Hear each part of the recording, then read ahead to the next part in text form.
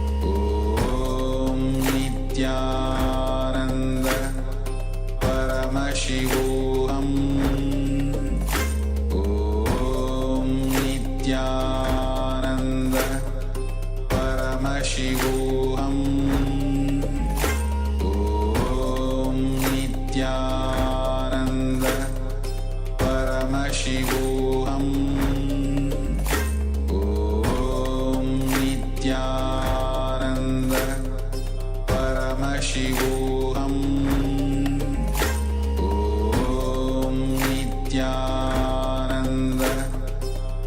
Paramashivoham. Om Nityananda Paramashivoham. Om Nityananda Paramashivoham. Om Nityananda Paramashivoham. Om Nityananda Paramashivoham. Om Nityananda Paramashivoham. Om Nityananda Paramashivoham. Om Nityananda Paramashivoham. Om Nityananda Paramashivoham. Om Nityananda Paramashivoham. Om Nityananda Paramashivoham. Om Nityananda Paramashivoham. Om Nityananda Paramashivoham. Om Nityananda Paramashivoham. Om Nityananda Paramashivoham. Om Nityananda Paramashivoham.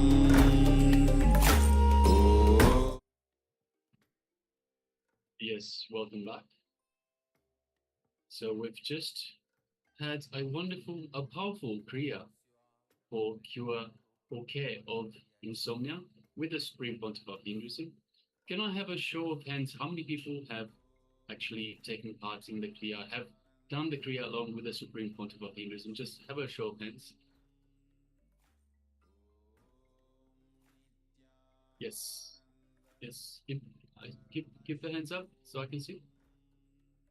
And I request all participants that are currently not on camera, please come on camera. And also let us know if you've taken part in the kriya. Yes. Okay, so as we mentioned earlier, the kriya is personally developed, created by the Supreme Pontiff of Hinduism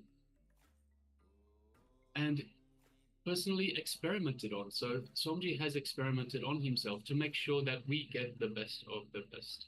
So also every kriya, so there's a list of 108 kriyas that Swamiji has created. Every kriya is infused with superconscious energy of the Supreme Pontiff of Hinduism, of Swamiji, of the living avatar himself. So it is highly recommended that that everyone take part in these kriyas, because this is why we're here.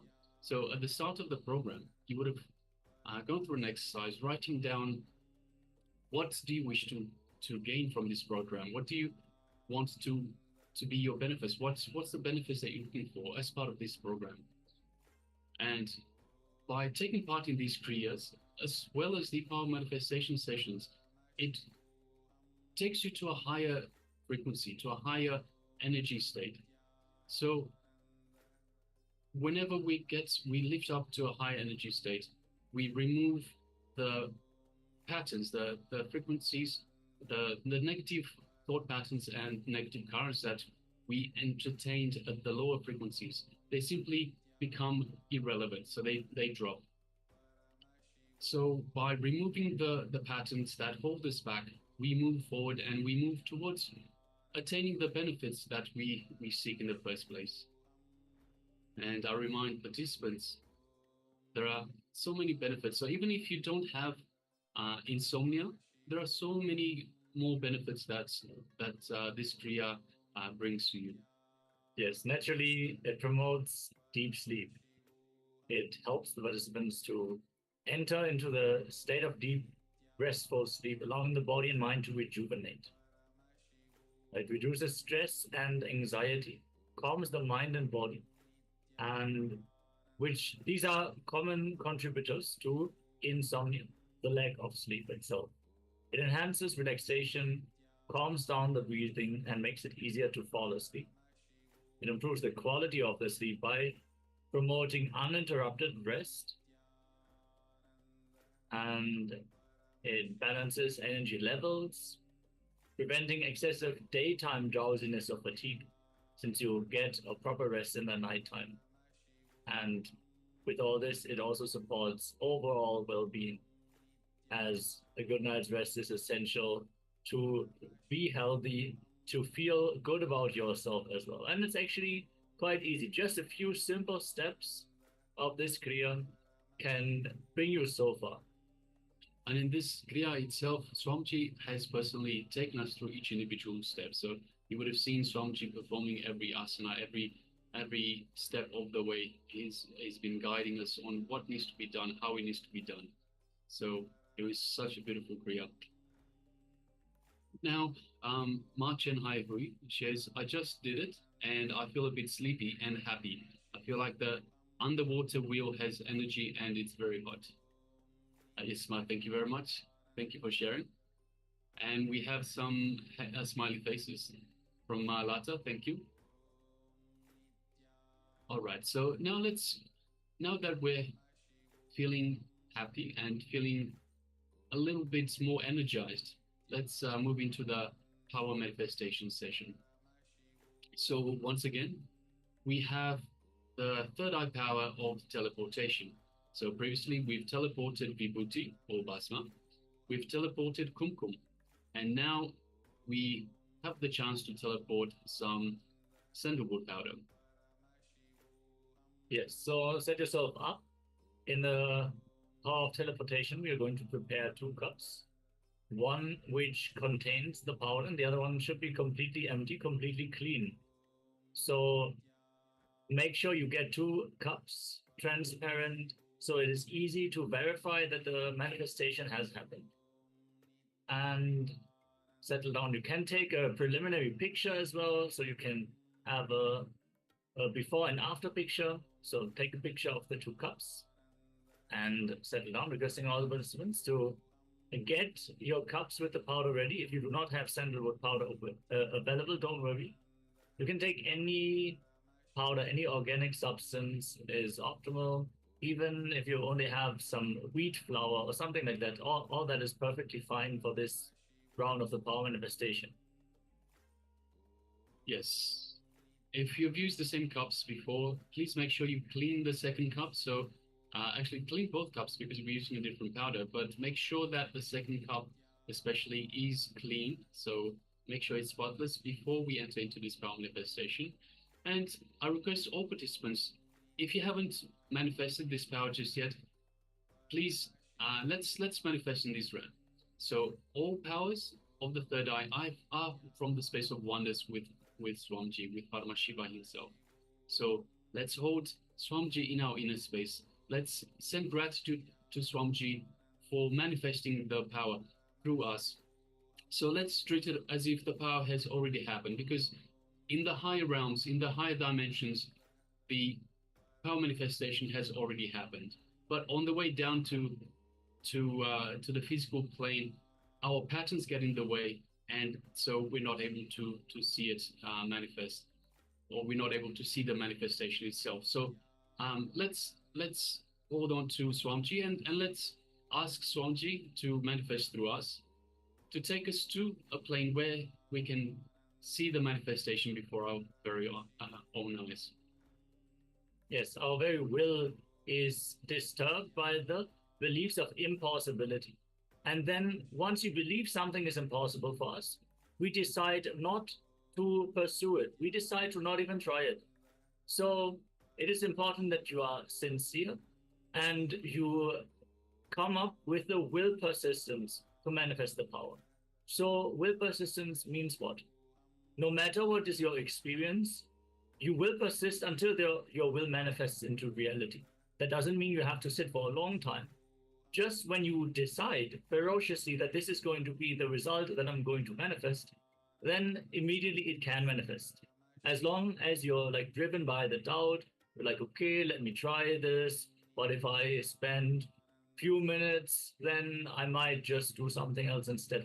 If you show up with this level of intensity, naturally you would have to sit for a long time to even create the amount of energy that is necessary for the power to manifest. But simply with Swamiji's grace, it can happen immediately, even if you are a newcomer. It is not that you have to have had a certain amount of training for this power to manifest. Simply surrendering in the gratitude towards Swamiji, in the space of oneness, you can fall into Nirvikalpa Samadhi and manifest any power immediately.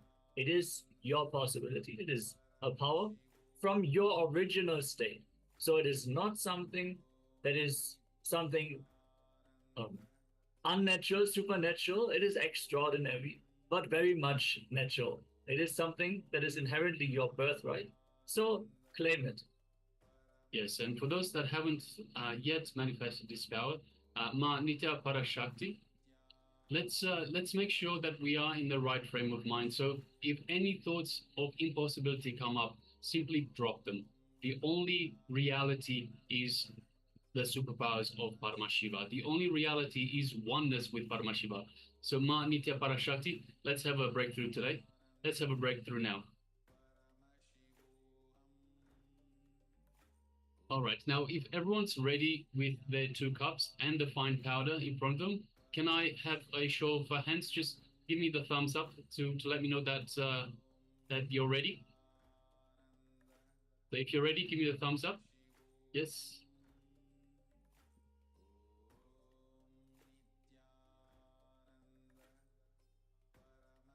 Yes. Great.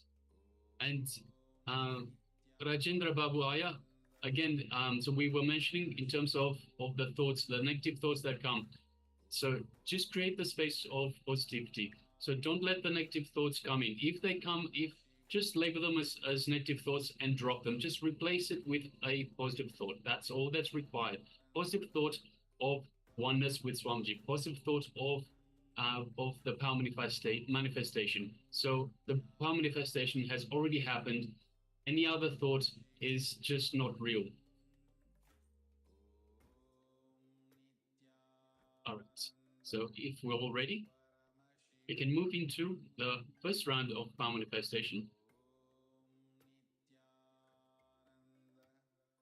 Let's get into the space of oneness with Swamiji, who is the embodiment of the divine, of the source of everything, that is Paramashiva. Sit comfortably on the floor in Padmasana with the legs crossed, or in Vajrasana, sitting on your knees with the buttocks comfortably resting on the heels. Have the hands clasped, the fingers clasped together in Samana, Samana Mudra, with the right thumb on top.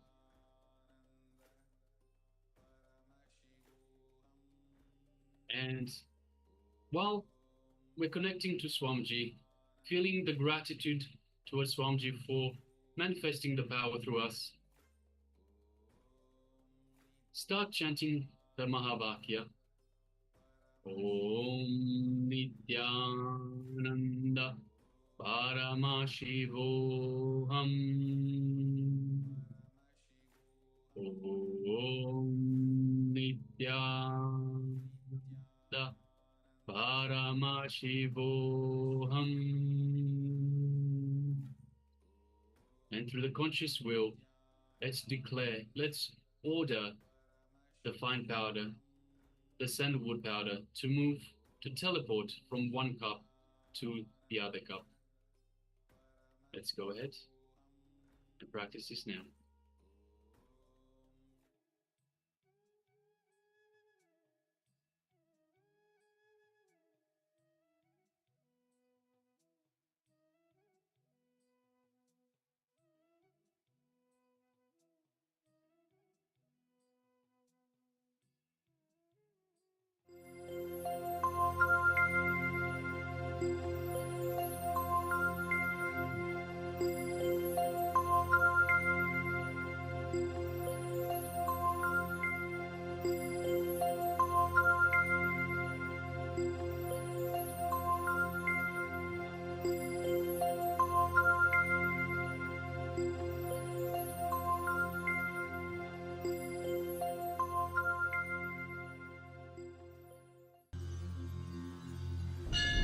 அஞ்சலென்றடைய அபயம் தரும் லிங்கம் ஆனந்த நித்தியன் தந்த ஆனந்தலிங்கம் பிணி நீக்கும் உயிர் காக்கும் ஞான ஒளியாக பூத்த நித்யானந்தன் தந்த உயர்லிங்கம் ஆதிலிங்கம் ஜோதிலிங்கம் அற்புதலிங்கம் ஞானலிங்கம் நித்யன் தந்த ஆனந்தலிங்கம் ஆதிலிங்கம் ஜோதிலிங்கம் அற்புதலிங்கம் ஞானலிங்கம் நித்யன் தந்த ஆனந்தலிங்கம்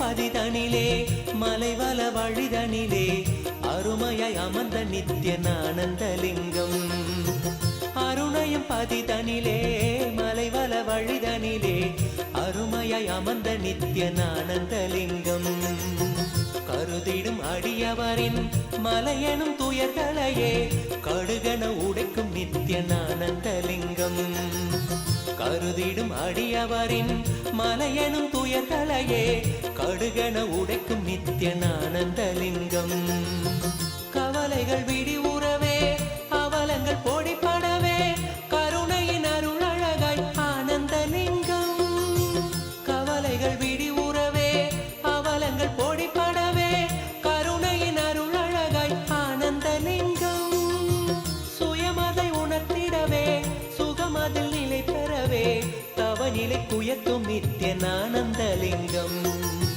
சுயமதை உணர்த்திடவே சுகமதில் நிலை பெறவே தவநிலை குயர்த்தும் நித்யன் ஆனந்தலிங்கம் தவநிலை குயர்த்தும் நித்யன் ஆனந்தலிங்கம் ஆதிலிங்கம் ஜோதிலிங்கம் அற்புதலிங்கம் ஞானலிங்கம் நித்யன் தந்த ஆனந்தலிங்கம் ஆதிலிங்கம் ஜோதிலிங்கம் அற்புதலிங்கம் ஞானலிங்கம் நித்யன் தந்த ஆனந்தலிங்கம்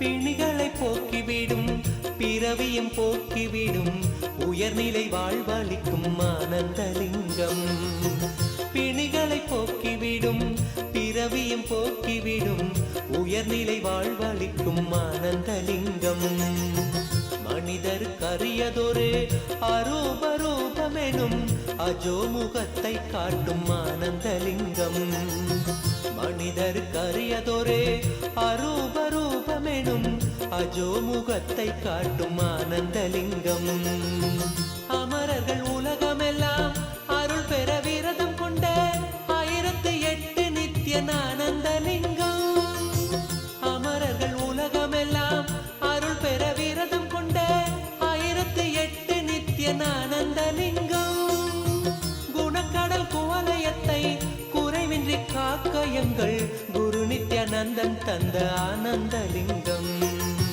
குணக்கடல் குவலயத்தை குறைவின்றி காக்க எங்கள் குரு நித்யானந்தன் தந்த ஆனந்தலிங்கம் குரு நித்யானந்தன் தந்த ஆனந்தலிங்கம் ஆதிலிங்கம் ஜோதிலிங்கம் அற்புதலிங்கம் ஞானலிங்கம் நித்யன் தந்த ஆனந்தலிங்கம் நித்ய நித்யேஸ்வர நித்ய நித்யேஸ்வர நித்ய நித்யேஸ்வர பாலய மாம் நித்ய நித்யேஸ்வர நித்ய நித்யேஸ்வர ஆனந்தேஸ்வர பாலய மாம் நித்ய நித்யேஸ்வர நித்ய நித்யேஸ்வர நித்ய நித்யேஸ்வர பாலய மாம் நித்ய நித்யேஸ்வர நித்ய நித்யேஸ்வர ஆனந்தேஸ்வர பாலய மாம் அருணாச்சல சிவ சரணம் சரணம் அருணாச்சல சிவ சரணம் சரணம் நித்ய நித்யேஸ்வர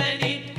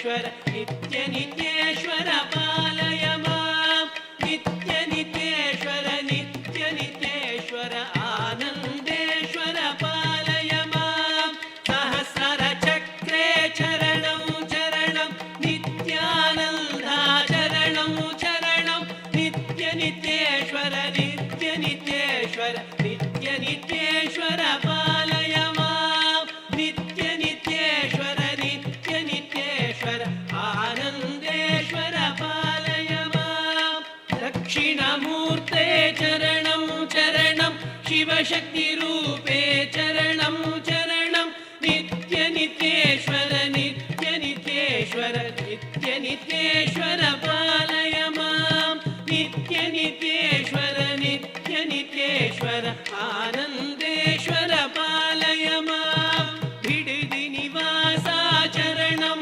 चरणं त्रिशूलधारी चरणं चरणं नित्यनित्येश्वर नित्यनित्येश्वर नित्यनित्येश्वर पालय मां नित्यनित्येश्वर नित्यनित्येश्वर आनन्देश्वर पालय मां नित्यानन्दा चरणं चरणं नित्यानन्दा चरणं चरणं नित्यानन्दा नित्यानन्दा नित्यानन्दा चरणं चरणं नित्यनित्येश्वर नित्यनित्येश्वर नित्यनित्येश्वर पालय मां नित्यनित्येश्वर नित्यनित्येश्वर आनन्देश्वर पालय मां नित्यनित्येश्वर नित्यनित्येश्वर नित्यनित्येश्वर पालय मां नित्यनित्येश्वर नित्यनित्येश्वर आनन्देश्वर पालय मां नित्यानन्देश्वर पालय मां नित्यानन्देश्वर पालय मां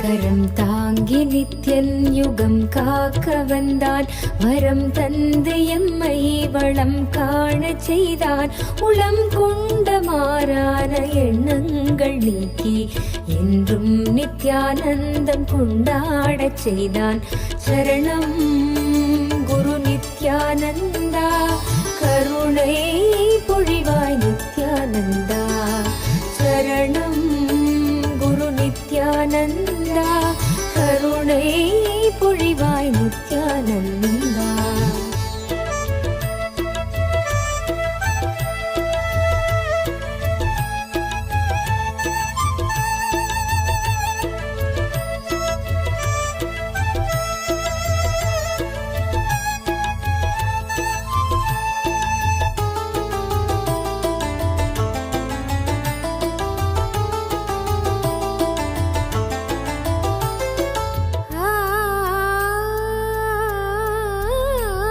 மலர்விக்கும் மாற்றங்கள் எந்நாளும் வாழ்வில் செயலாக்கும் சீற்றம் எனும் சக்தி தன்னை மகிழ்வோடு நித்யன் விதை செய்து ஏற்றும் உயர் வாழ்வுதான் கல்பதரு தரிசன நேரம் சரணம் குரு நித்யானந்தா கருணை பொழிவாய் நித்யானந்தா சரணம் குரு நித்யானந்தா கருணை பொழிவாய் Nithyananda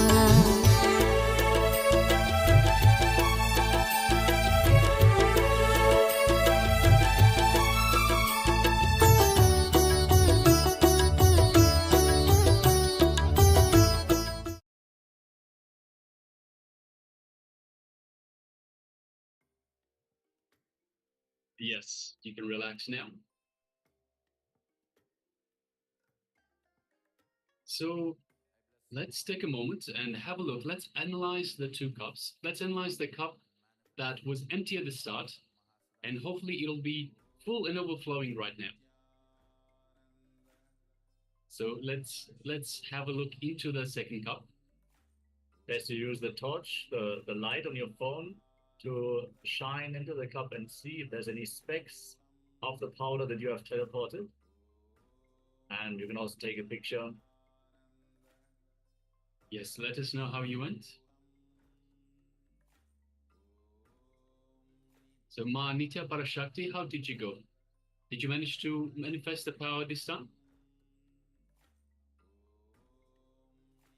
Request all participants, so please let us know in the chat box their experience and the results of the power manifestation session of this one. So Ma Nityananda Paramashiva Parashakti says not yet. That's okay, Ma. You have another round. There's another round coming up right after this. We will manifest it, Ma. We will manifest it.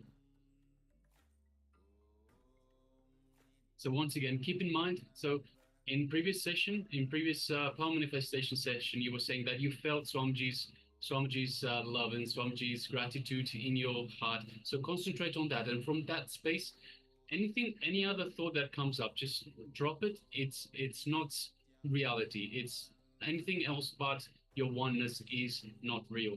So anything that comes up, concentrate on that oneness, that love that you felt, that gratitude that you felt inside you with Swamiji. So from that space, it will manifest, Ma.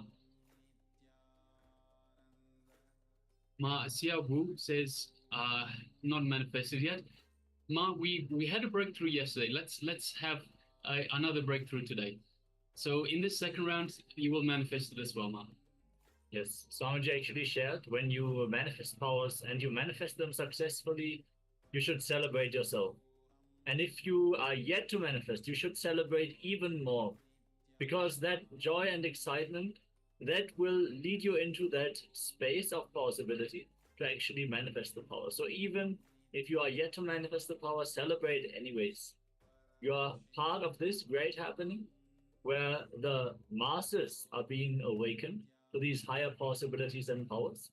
And you're here among the early few, so celebrate that you are part of this movement. Yes. I request all participants, everyone that has taken part, please let us know whether you successfully manifested or not. Please let us know in the chat. And have a look, if you haven't manifested, have a look if there is anything that is holding you back. Is there any mental setup that is holding you back? Any thoughts that pop up when you're manifesting? So anything that is thrown in front of you by your mind is going to slow you down. It's going to stop you from showing the manifestation. So through your oneness connection with Swamiji, this manifestation has already happened. It hasn't manifested in the physical form just yet. So there are patterns that are within us. There are thought currents that are within us that are stopping this manifestation from showing up in the physical realm. So let's have a look inside, and let's put away any thought that arises, any thought that is different to anything that is not oneness with Paramashiva. So I remind all participants, Swamiji has said, we are Paramashiva. This is what we chant. Om Nityananda Paramashivoham. I am Paramashiva. This is our true self, our true reality. This is who we are. So we are not this physical form. So we are not human beings having a spiritual experience. We are spiritual beings having a human experience. So from this cognition, let's hold on to this oneness with Paramashiva, with the source of everything. This is our true reality. This is who we are. And from that space, we shall manifest. Yes, Manitya Parashakti has shared, I'm on the path of manifestation, linking with my master. Yes, man. Actually, there is a subtle cognition shift that you need to arrive at. Swamiji clearly said, if we carry the cognition that we are human and we are moving towards realizing the divine, realizing the ultimate, the very start point at which we are, from which we come, is incorrect. We are already Paramashiva. There is nothing that is separating us except for the temporary perception that we carry. So even though we go through certain experience until we realize Paramashiva, we are already Paramashiva. So hold that powerful cognition, Om Nityananda Paramashivoham. Even if it is not yet become my realization, I declare I am Paramashiva. Let us hold this powerful space, and we are inviting all of you to join us again for the next round of power manifestation, where we are going to continue with the next level of teleportation. Yes. So I request everyone, let's manifest this time. I want everybody to manifest. Tatas.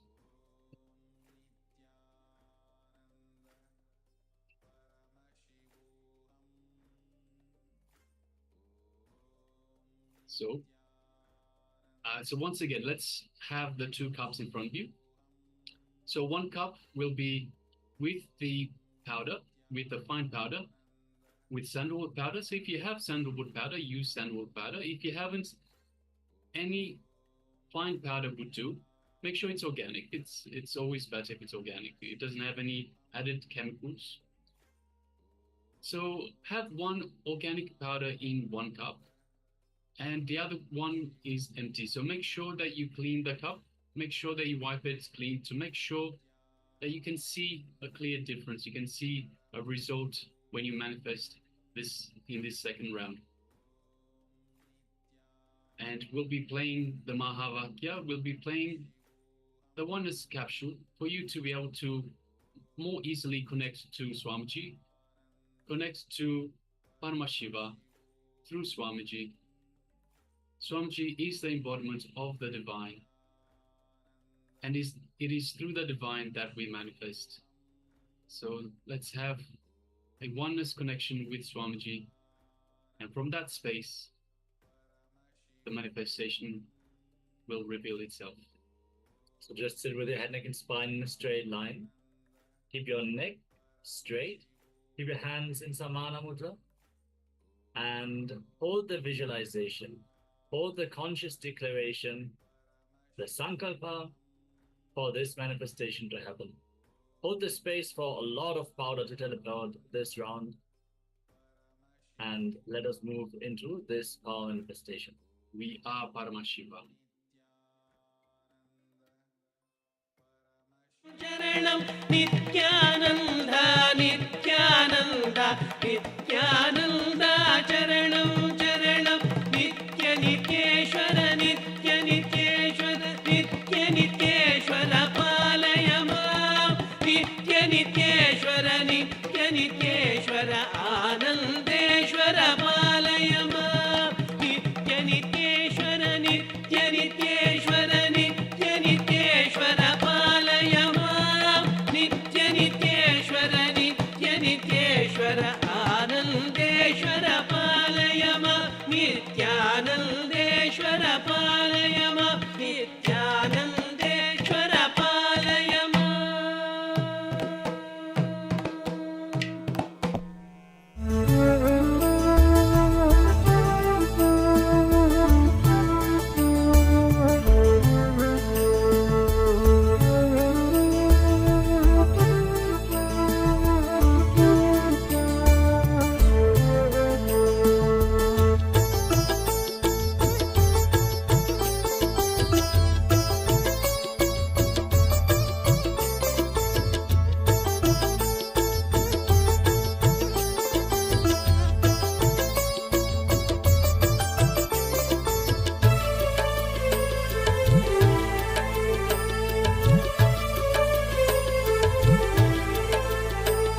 கரம் தாங்கி நித்யன் யுகம் காக்க வந்தான் வரம் தந்து எம்மை வளம் காண செய்தான் உளம் கொண்ட மாறான எண்ணங்கள் நீக்கி என்றும் நித்யானந்தம் கொண்டாடச் செய்தான் சரணம் குரு நித்யானந்தா கரு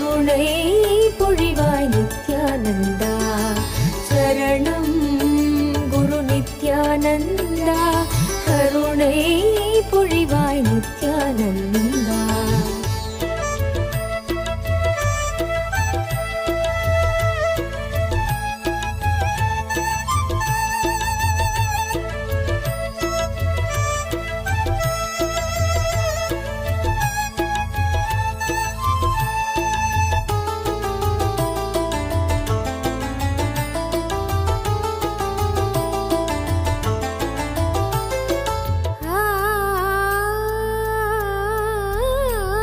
மலர்விக்கும் மாற்றங்கள் எந்நாளும் வாழ்வில் செயலாக்கும் சீற்றம் எனும் சக்தி தன்னை மகிழ்வோடு நித்யன் விதை செய்து ஏற்றும் உயர் வாழ்வுதான் கல்பதரு தரிசன நேரம். சரணம் குரு நித்யானந்தா கருணை பொழிவாய் நித்யானந்தா சரணம் குரு நித்யானந்தா கருணை பொழிவாய் நித்யானந்தா.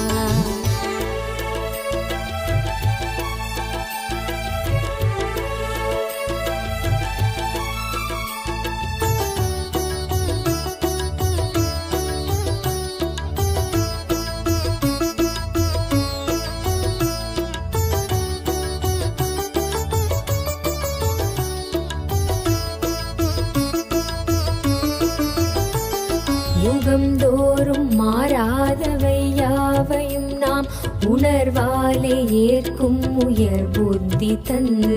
யுகம் தோறும் மாறாதவை யாவையும் நாம் உணர்வாலே ஏற்கும் உயர் புத்தி தம்மை இனம் கண்டு கொண்டு இறை வாழ்வு காணும். இனம் கண்டு கொண்டு இறை வாழ்வு காணும் நிறைவான காலம் கல்பதரு தரிசன நேரம். நிறைவான காலம் கல்பதரு தரிசன நேரம்.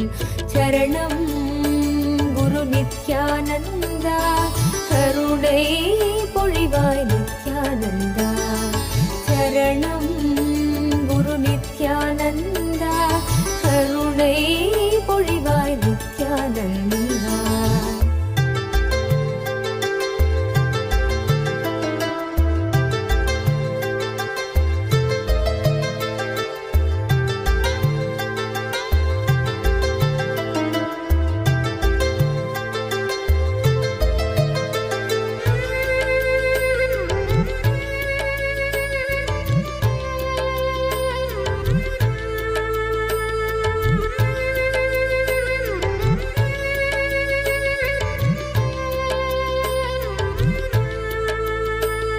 நிதம் வாழ்வில் மாற்றங்கள் நாம் கண்ட போதும் கணம் தோறும் மாறும் சொப்பனமாமி வையம்.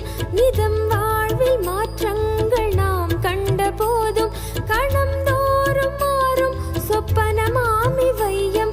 எனும் யுக்தி தன்னை உணர்வுள் நிறுத்தி எனும் யுக்தி தன்னை உணர்வுள் நிறுத்தி ஜீவன் முக்தனாக்கும் கல்பதரு தரிசன நேரம்.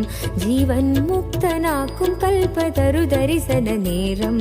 சரணம் குரு நித்யானந்தா கருணை பொழிவாய் நித்யானந்தா.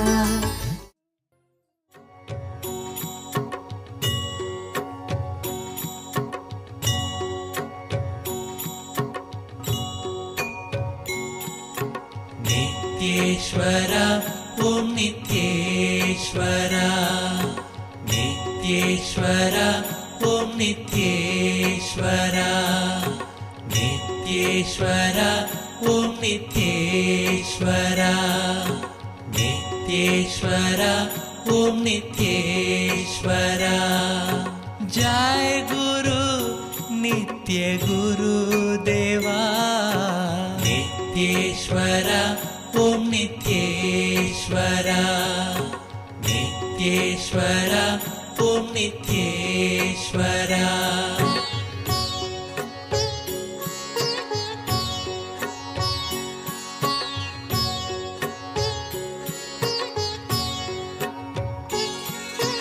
जय गुरुनाथा शिव गुरुनाथा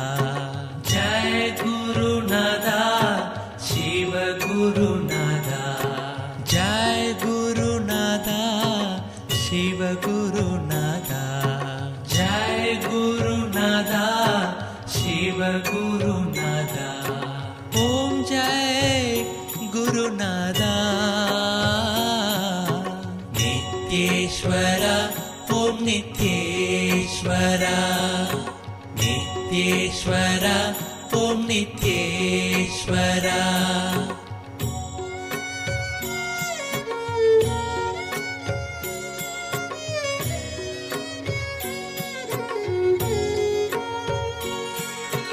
देवा देवा दया करो नित्या, देवा देवा दया करो नित्या, देवा देवा दया करो नित्या, देवा देवा दया करो नित्या, कृपा करो नित्य देवा, नित्येश्वरा, Om Nityeshwara, Nityeshwara, Om Nityeshwara.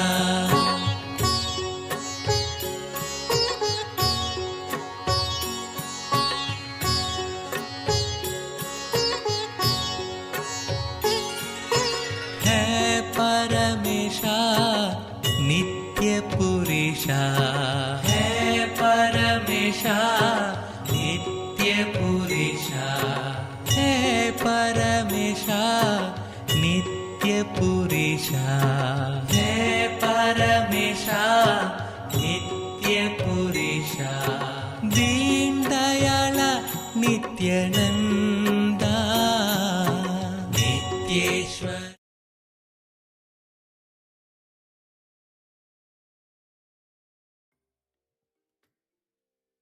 Yes, you can relax now. And let's have a look in the second cup. So, request all participants to open their eyes, come back into their body. And now let's check the second cup. Let's check the second cup for the sandalwood powder or for any powder that you used that has manifested, that is teleported from one cup to into the second cup. So use a torchlight if you need to, but pay lots of attention. Pay a lot of attention because it might be just a small speck. But even the smallest speck is still a successful power manifestation. See, what is happening during the teleportation is that the energy of the powder is raised to a point where it itself is being transformed into antimatter, which exists beyond time and space, and then it is recreated from that higher space into the same physical matter, which is there in the other cup, the other location. So it is one of the great powers. Yes. Yes, so I request all participants to let us know how they went. So everyone, please let me know that you've successfully manifested this power.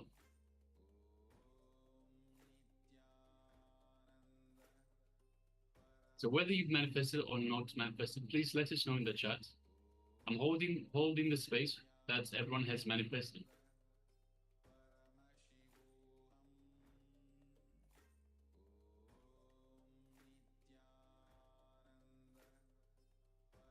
I know it's getting a little bit late for some of you guys. It's well beyond midnight. It's maybe 2, 3 in the morning. So the tiredness will also get in the way a little bit. So Ma Nityananda Paramashiva Parashakti says not yet. Are you sure, Ma? Have another look. Have another look. Have another look in the cup. Yes.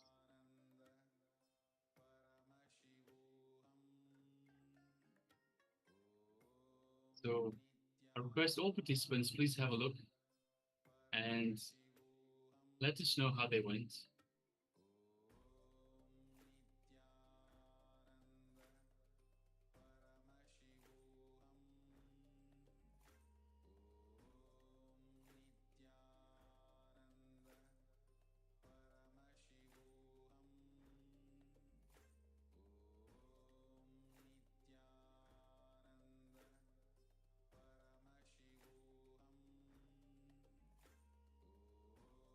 The Ma Chen Hai Hui says, a miracle occurred and the powder ring in the cup where I put coffee powder became even and solidified. Wow. Yes, well done, Ma. Okay, yeah, that is, yeah, so the powder ring in the cup became even and solidified. Yes. Well done, Ma. Okay. So keep manifesting this power and let's decide to teleport it the next time. But celebrate anyways, even though the manifestation has not happened as you have planned. Let's continue. Let's focus on, even during the power manifestation, don't focus on the expectation that the powder should move, but put the emphasis on connecting to Swamiji and experiencing him flowing through you. The more you can just sit in the presence of Swamiji, understand he is there with us right now. He is here with us, with the Acharyas. He is here with us in the Zoom room, and he is with you in each of your homes. So just practice the presence of Swamiji. We recommend that all of you set up the Nityananda Sabha also. So if you have not yet, you can prepare a chair for Swamiji. Put a nice cushion and Swamiji's Atma Murthy if you have it available. Otherwise, you should get a print out. Just have Swamiji sit with you in your room. Practice Swamiji's presence. He is already there. Creating the Ananda Sabha is for us to recognize that he is there with us. So while we are sitting for the power manifestation, it is not actually us who is sitting and doing. It is Swamiji who is waiting for us to recognize that he is there already. He is manifesting already. So there is no struggle. Just imagine you are sitting next to Swamiji and he's holding your hand. He's taking the powder and putting it into the other cup. That is the way that we should cognize. So after the next segment, we are going to have another round of power manifestation. And let us all get ready as we are now going to enter into another beautiful topic with Swamiji. As we are learning about the feeling connection, the bhakti, and what actually prevents bhakti in us. Yes, Ma Chen Hai Hui says, all the powder has solidified and become even. It's strange. How could this happen? Ma, it's a different power. A different power, but it's still power manifestation, Ma. So, congratulations. It's not exactly what we were going for, but it's still very much a power manifestation. So, congratulations. There are over 400 powers that Paramashiva has revealed to us. So all these powers are available to us when we are in the space of oneness with Paramashiva. So maybe a slightly different thought current. So maybe something got changed on the way in terms of moving the powder from one to the other, and it just went down a different path. It solidified instead. That's fine, Ma. It's still very much a power manifestation. It's still affecting the structure, the situation that was there in the first place. So, yeah, moving to you. Yes.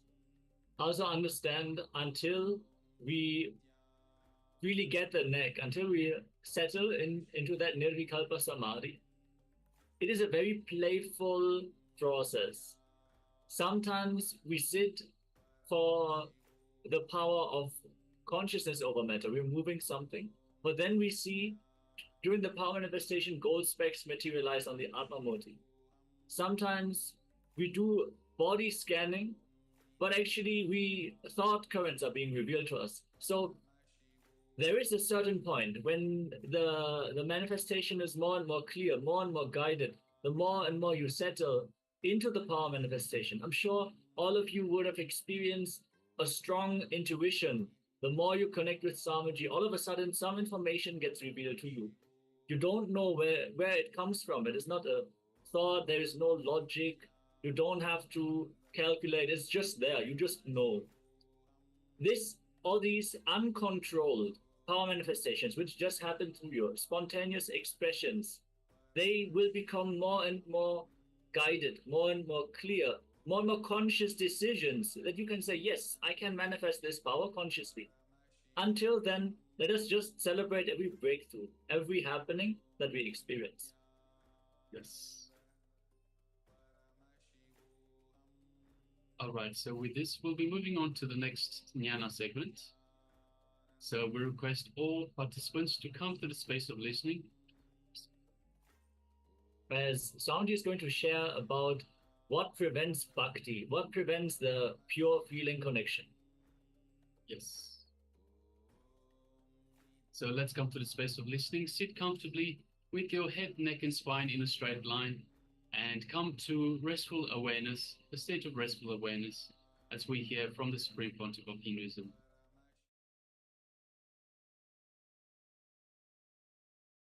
Say, at this moment I feel it is worth dying for this experience.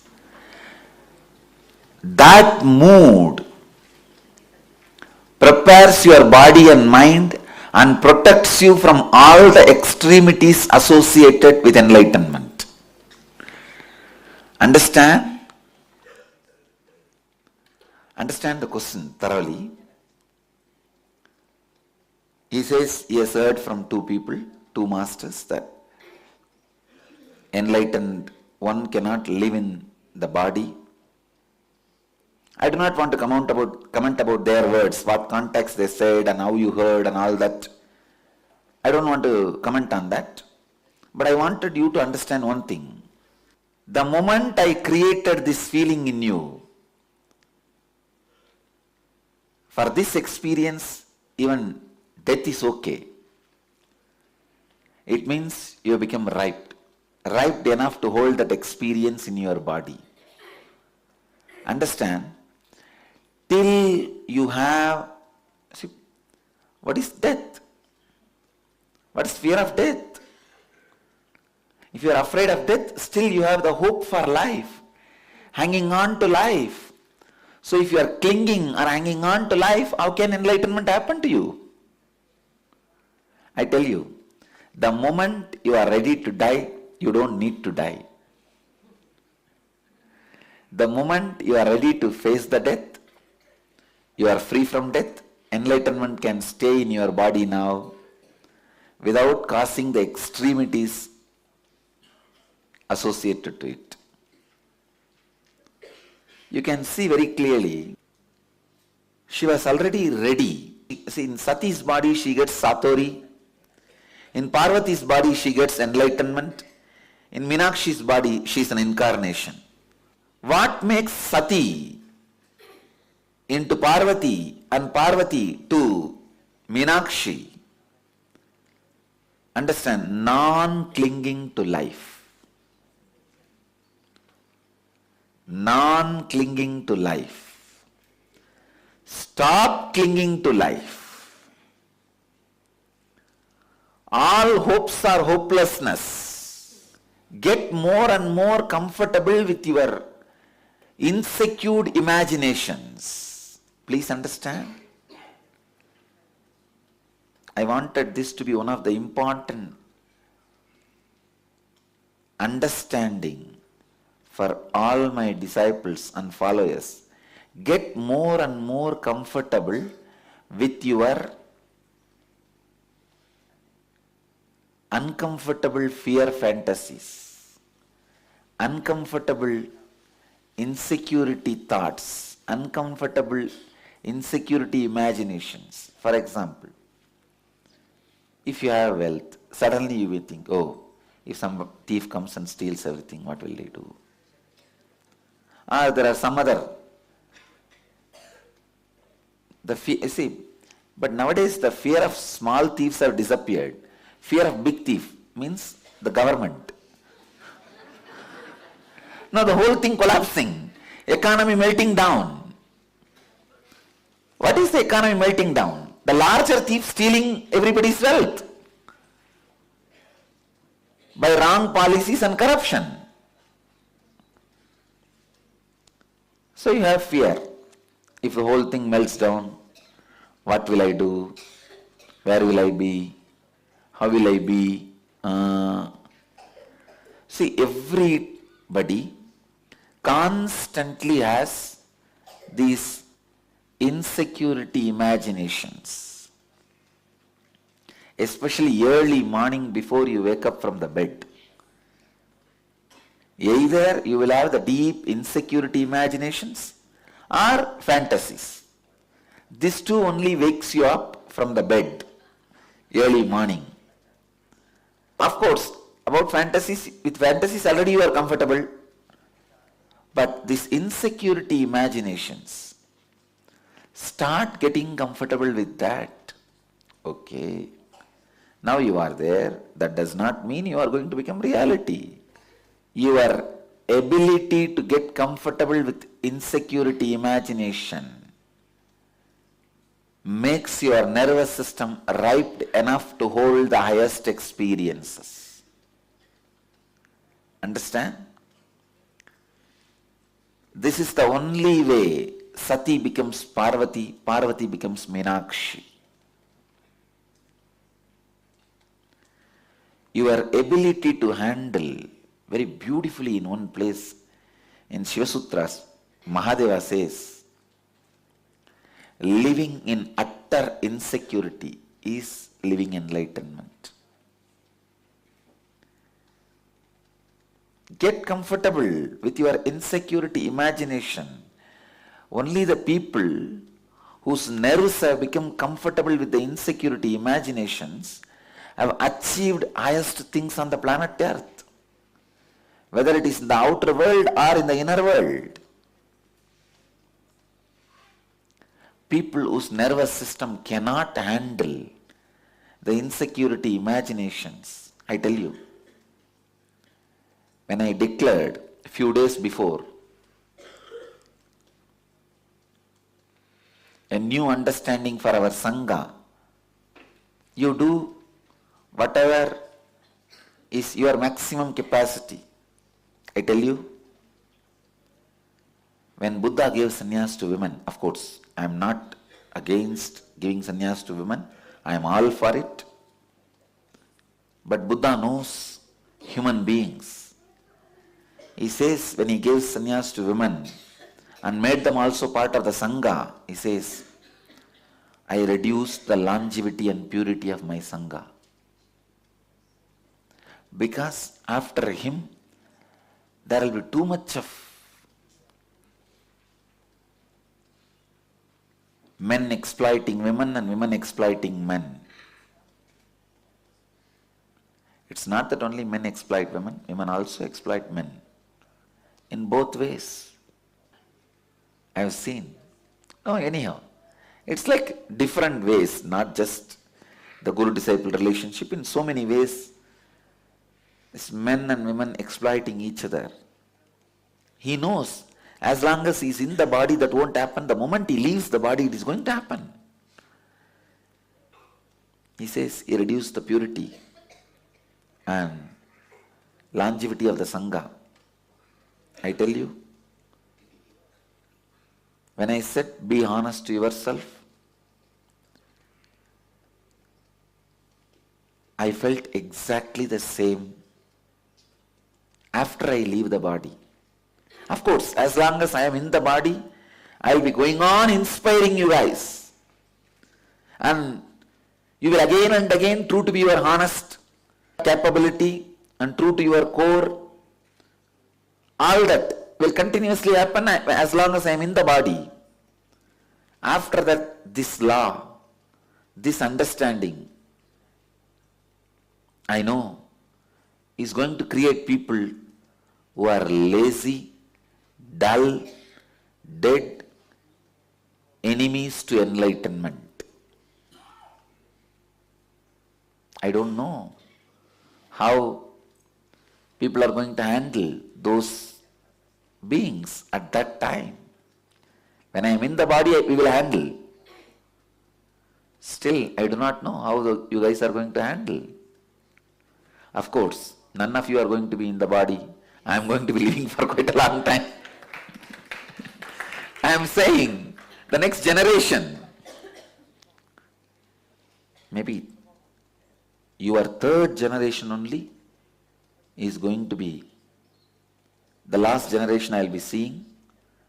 Then next generation, your fourth generation only is going to be my successors. Because the moment I say be honest to yourself, be true to your capacity, you don't even know your capacity. You will completely get comfortable with your lifestyle. See, by the word, through the word productivity, I was constantly making you get comfortable with your insecure imaginations. You see, with the word productivity and with that scale, with that idea, constantly you are made to live in that, get comfortable with your insecurity imagination of, that is the ultimate insecurity. If I lose master, what will I do? That's the ultimate insecurity.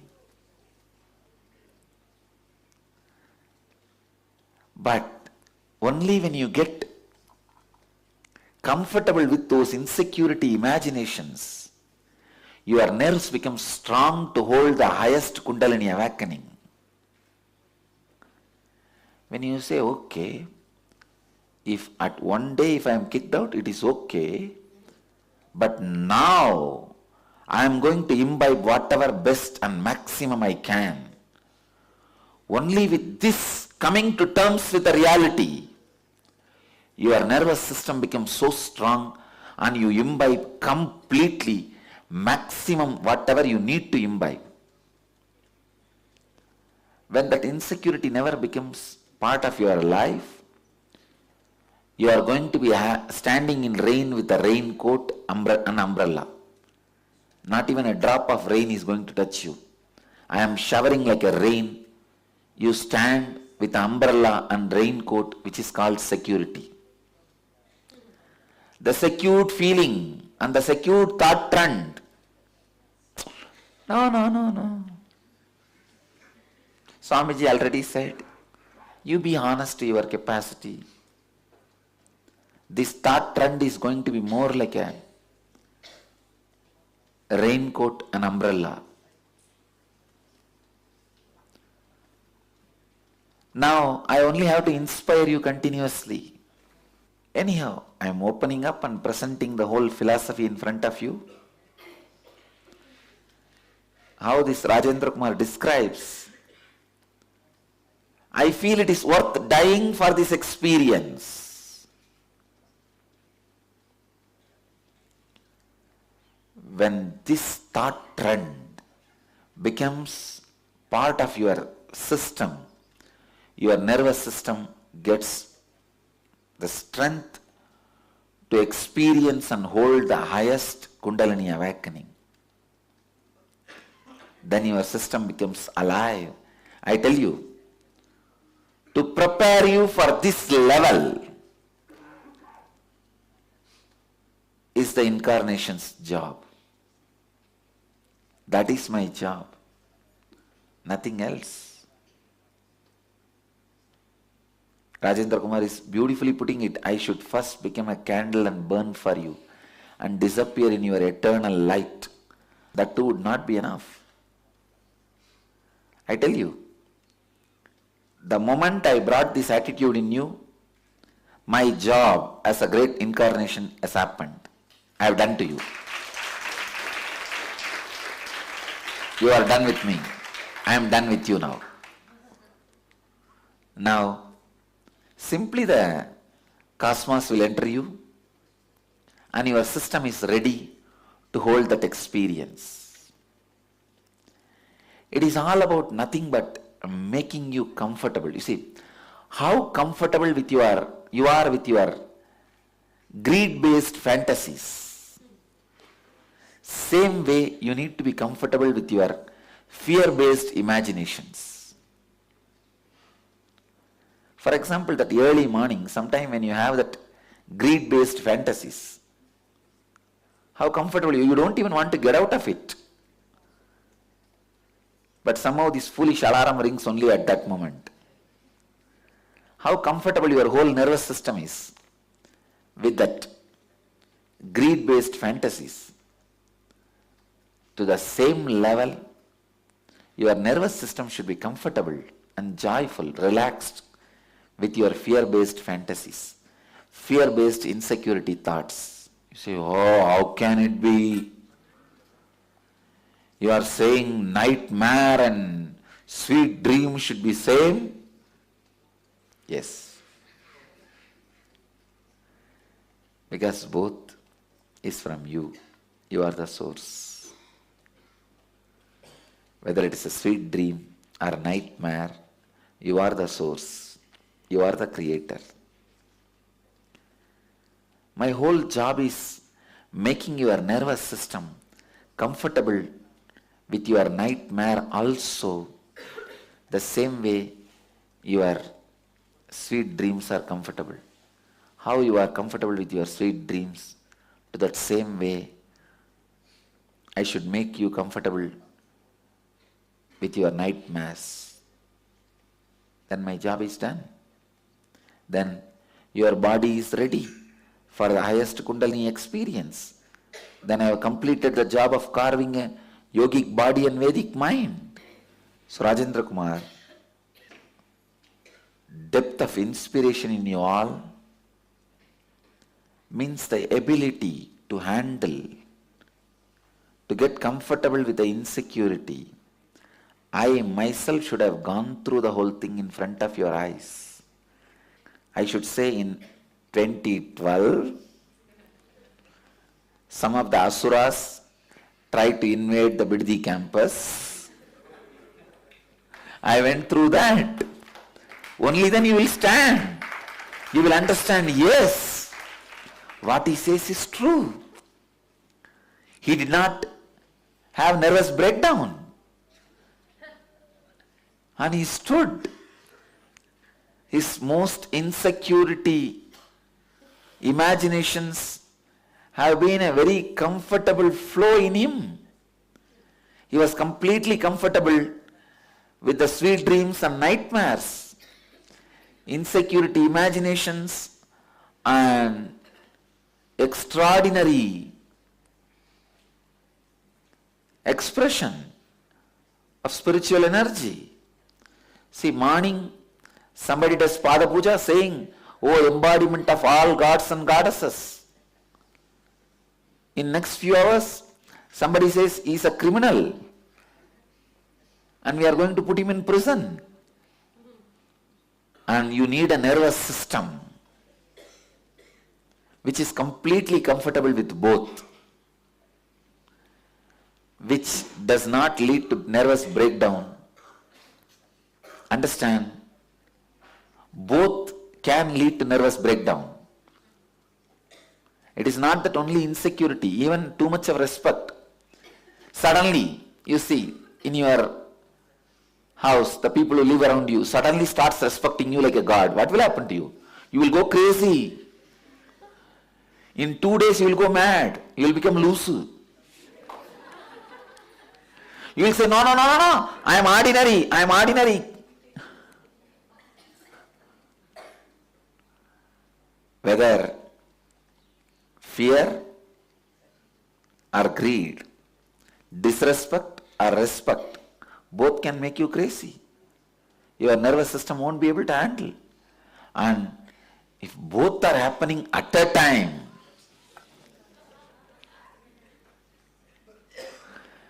just today, one side the 15 international media has published about our diabetes kriya.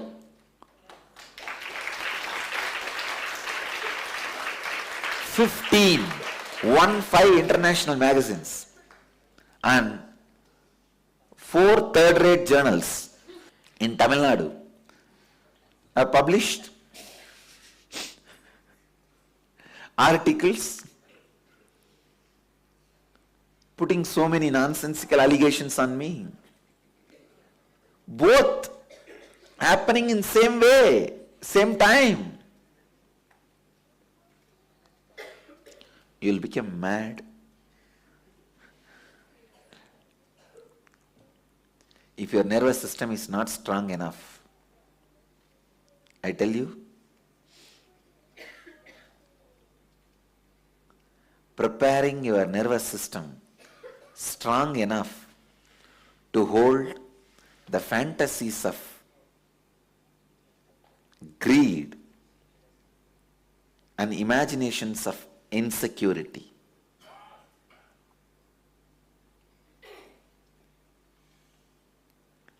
Early morning, if you are lying and imagining some sweet dreams, if this person lives with me,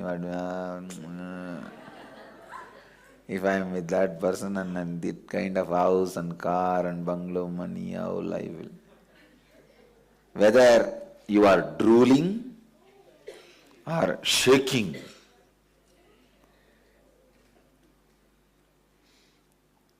suddenly some dream, tiger is chasing you and a huge python is trying to swallow you, or you lost all the money in your share market, your net worth has melted down. I tell you, the real your net worth, which can never melt down, is inner awakening. Your any other net worth will melt down. That is why I tell you, have some asset which will not melt down. Your capability. See, it is not that easy. You can hide and cover up your fears and insecurity and live your life. Your stomach will get churned. You will have diarrhea. This time in the prison, the jailer was the head of the jail. He became very friendly with me. He was a devoted person. I have never seen a jailer falling at the feet of an accused. The moment I was taken inside the jail, the first thing he looked around, and when there was no media camera, he fell flat at my feet. I was shocked. Oh God, what is going on? I blessed him, be blissful. And he was not even getting up. He said, put your hand on my head and bless Swamiji, only then I will get up. I blessed him. He says, I was so happy the moment they said they are bringing you here. I said, what do you mean?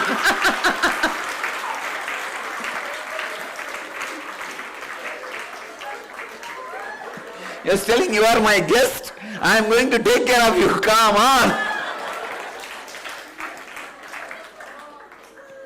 Then he told me, I read all your books.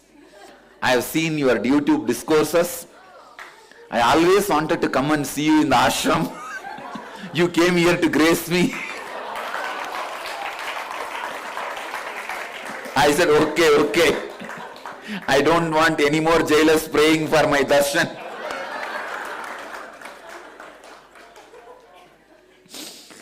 And he said, please accept my hospitality.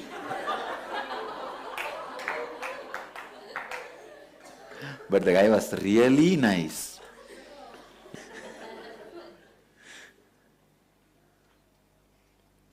It's not that easy to hide the insecurity if it is there inside. Understand?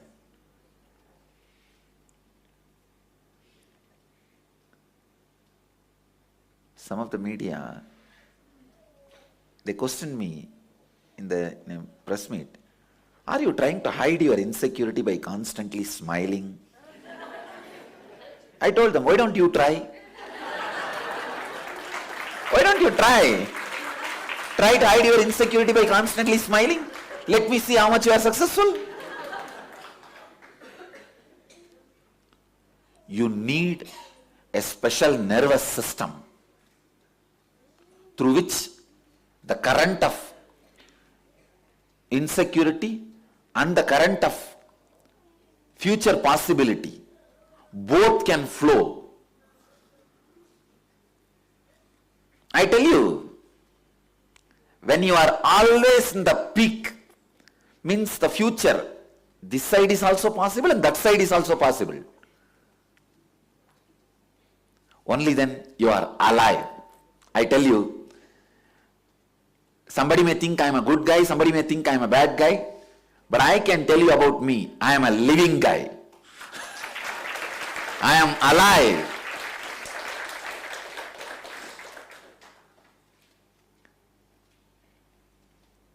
The extreme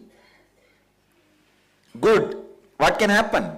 Being worshipped by people as the God, while in the body. I have seen that extreme.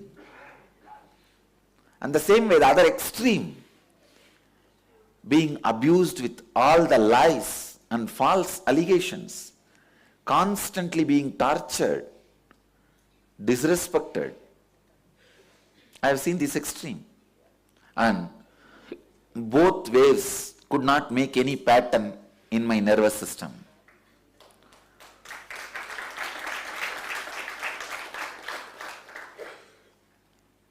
Birds don't leave footprints in the space. Same way, both does not leave any footprints in my nervous system.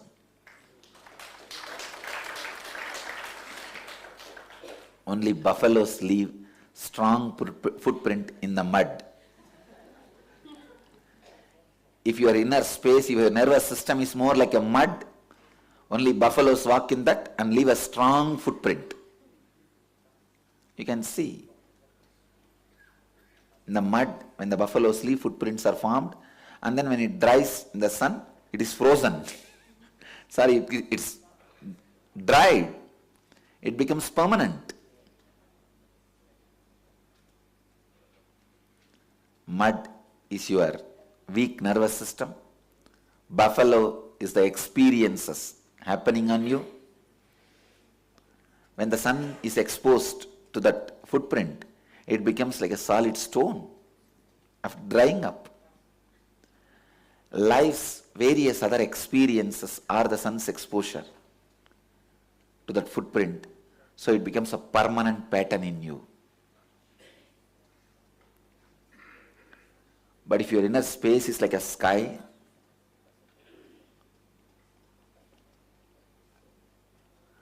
all the experiences of the extremities, either the experience of fear or the experience of greed, flows in you, flies in you like a bird. You can see the buffalo's footprint.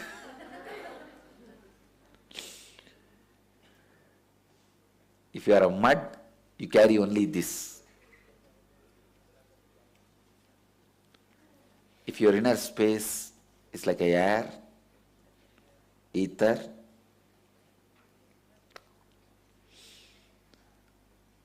every experience is like a bird which does not leave any footprint. I tell you, take this up like a samyama, meditation, getting comfortable with your extreme fantasies, positive and negative. Please understand. Your extreme fantasies, positive. Your extreme fantasies, negative. Both. Get comfortable. Yes, if that happens, if that is the way things happen, what can be done? Okay, next.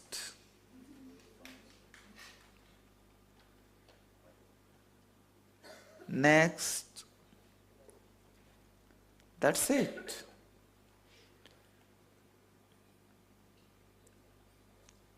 And I still remember the jailer asked me, Swamiji, you are not suffering. Why are you trying to fast? I said, fasting I am doing just to put it on record about my resistance. That what they are doing is illegal. The international media is watching. And the history is going to record. Not only I am arrested, how I responded to the arrest. Not only I was persecuted, how I responded to my persecution. So I need to put it on record. I need to create the right history.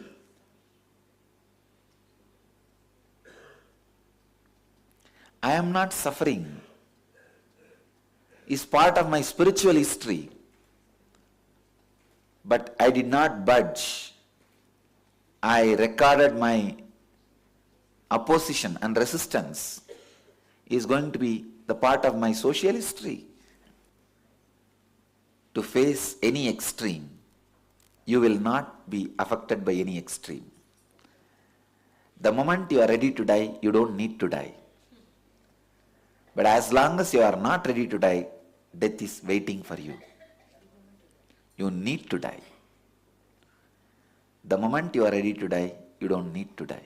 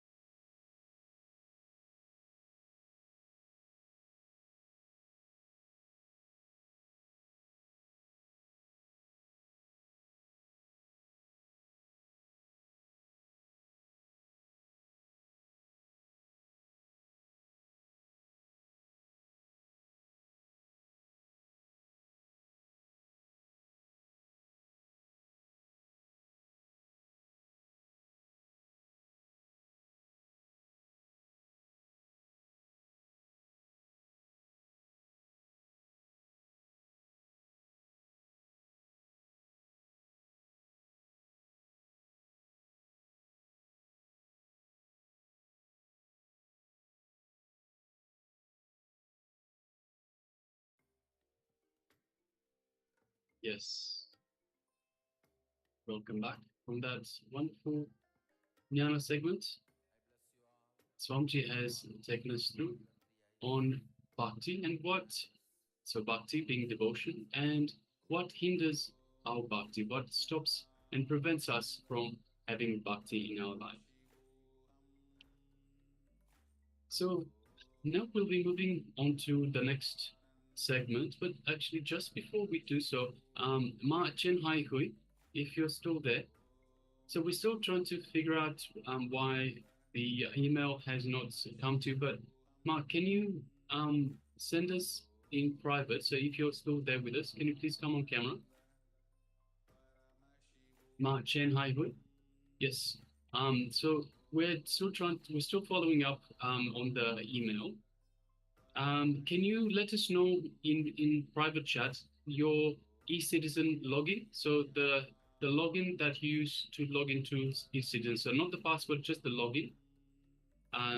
So we can't find right at this moment. We're searching through the records. We can't find the name and email address. So let us know what your eCitizen login is, and we'll follow that up. All right. So next we'll be moving to an internalization exercise. So, what you are devoted to, you become that, is the message of harness the power of feeling connection. Take a few moments and pen down what you are devoted to. Which 11 powerful cognitions inspire your life and empower your feeling connection with Swami? So start with reflection. Take a moment to reflect on what you truly feel devoted to in your life. Consider the people, principles, or practices that inspire your passion and commitment. Think about Swamiji's teachings and how they resonate with you. Ask yourself, what values or teachings from Swamiji do I feel most connected to? So let us first enter into a reflection exercise, contemplation. So look in and find 11 aspects, principles, techniques, whatever is inspiring you about the teachings of Swamiji. We're going to also project this step on screen. If you have any questions, let us know. We would be happy to attend to any questions or doubts you have about this exercise.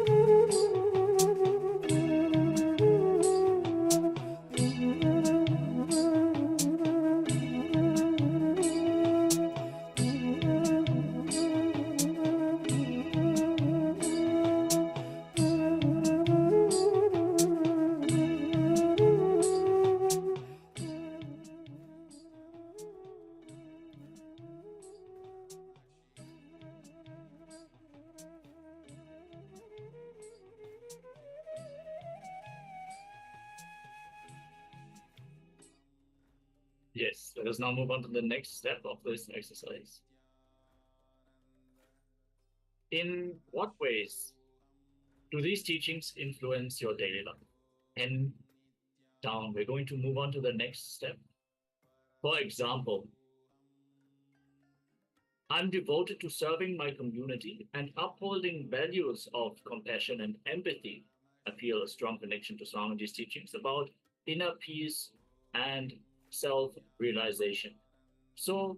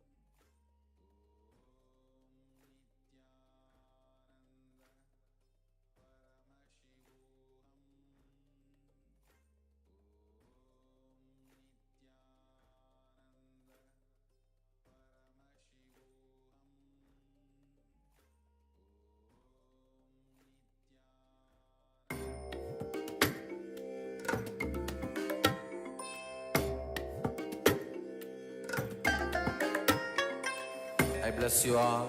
Let you all open all your three eyes and manifest the powers of Mahasada Om Nityananda Paramashivoham. Om Nityananda Paramashivoham. Om Nityananda Paramashivoham. Om Nityananda Paramashivoham. Om Nityananda Paramashivoham. Om Nityananda Paramashivoham. Om Nityananda Paramashivoham.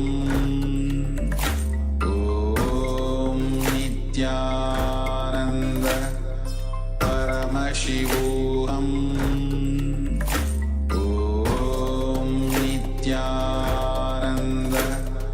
परमशिवोऽहम्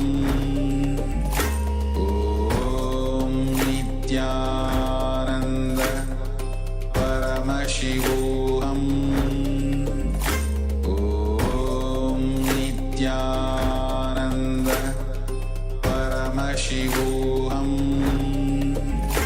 ॐ नित्यानन्द परमशिवोऽहम् ॐ नित्यानन्द परमशिवोऽहम् ॐ नित्यानन्द परमशिवोऽहम् Yes, sorry for the technical glitch. Let us now move on to the next segment where we write down the 11 powerful cognitions that inspire and empower us in our life. The cognitions should reflect what you hold dear and how you wish to embody these values. Focus on the insights derived from your reflection that we just did and based on Swamiji's teachings. Again, if you have any questions or doubts, any clarification that is required, let us know. And we are also going to once more project the slide on screen.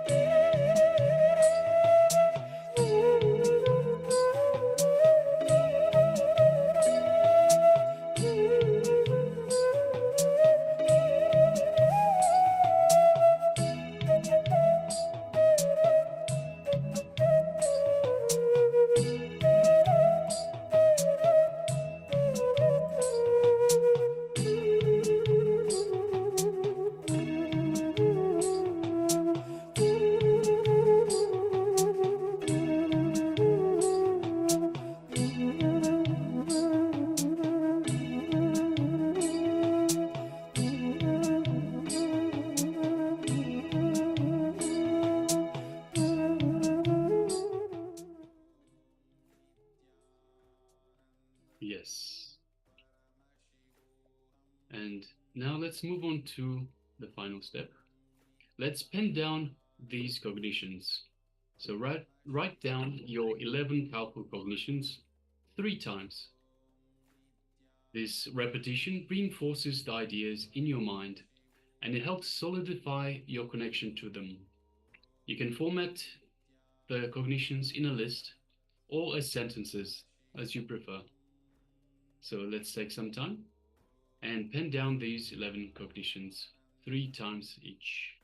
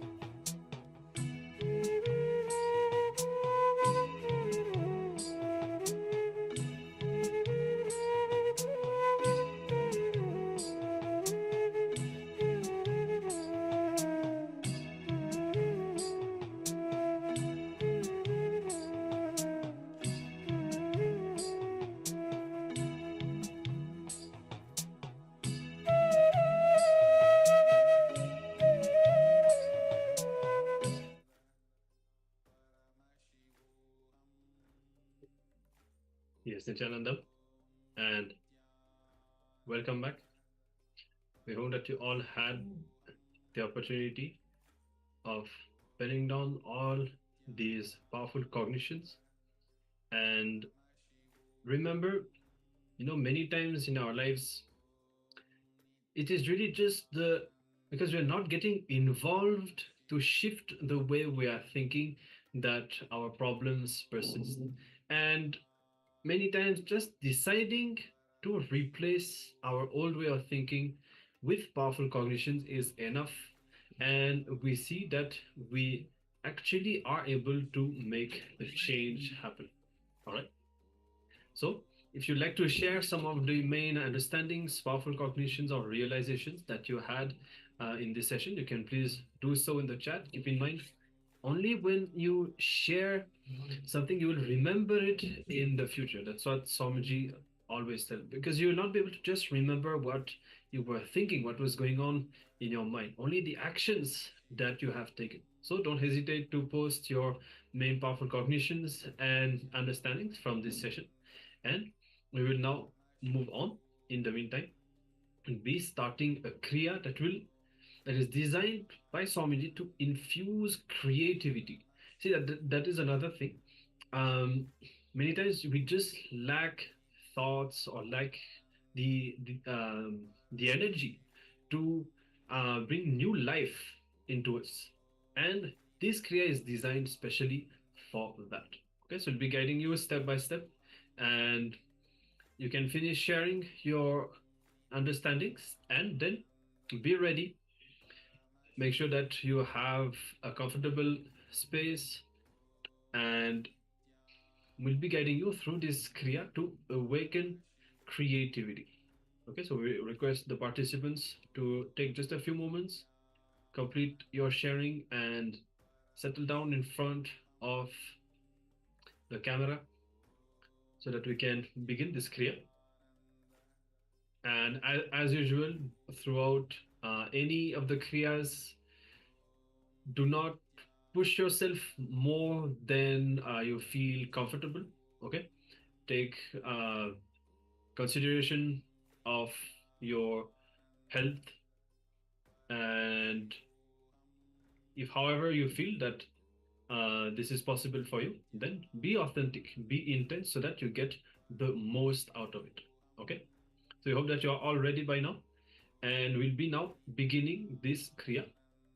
So first, let's look at the disclaimer, as it's very important that all of us understand that this technique is not intended to be a substitute or a professional medical diagnosis in any way, or even treatment. Individuals with any type of medical conditions, or the elderly, or children below the age of 14, and women who are pregnant or suspect that they are pregnant, we request all of you to make sure that you first seek professional advice of a physician to practice any of these techniques. And viewers who are watching this session and trying to practice along, you are practicing this on your own because you are not on the two-way video conferencing. So we are not able to see you, and you have not completed your consent form. So we request all of you to become an e-citizen if you are not one, and join the program right now and attend the Paramashivoham level 1. The process is very simple and very intuitive. We have made it as easy as possible. So I request all the people, all the viewers on YouTube and all other social medias to take a few moments now to quickly join the Zoom room and practice this technique. So this is the Kriya to infuse creativity. The Kriya infuses tremendous creative energy in our being and brings peace, silence, and awareness. It breaks one of our most powerful blockages called the Hridaya Granthi, a powerful block in our inner space which constantly creates fear and complications in us. And this Kriya breaks that Hridaya Granthi and infuses awareness into us. So when these kind of incompletions are removed, our brain is able to use more energy rather than to create fear and confusion, and instead of creating thoughts that are related to fear or confusion, it is able to use that same energy to create creativity. So the steps are very simple. First, we can sit in Vajrasana or Siddhasana. So actually we can project the postures for all of you and explain them.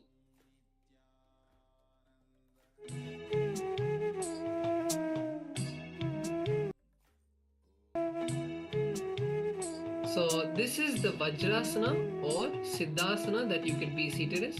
One, you can sit on your heels or sit in a cross-leg position with your left leg touching the perineum and the right leg on the left foot. That is the Siddhasana, and place your hands one on top of the other.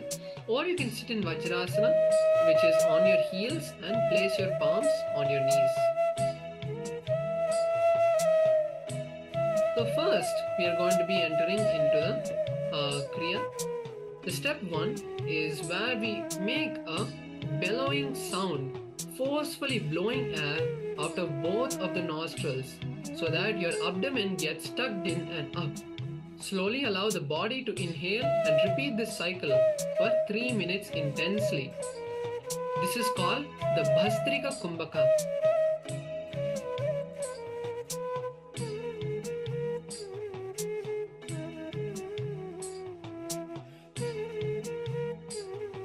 So this is the Bhastrika Kumbhaka.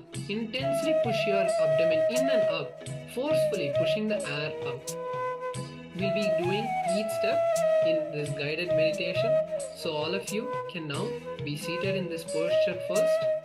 Take a moment to be seated in a comfortable posture as was mentioned above.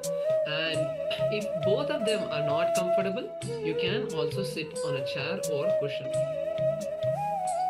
So let's start this Bhastrika Kumbhaka intensely.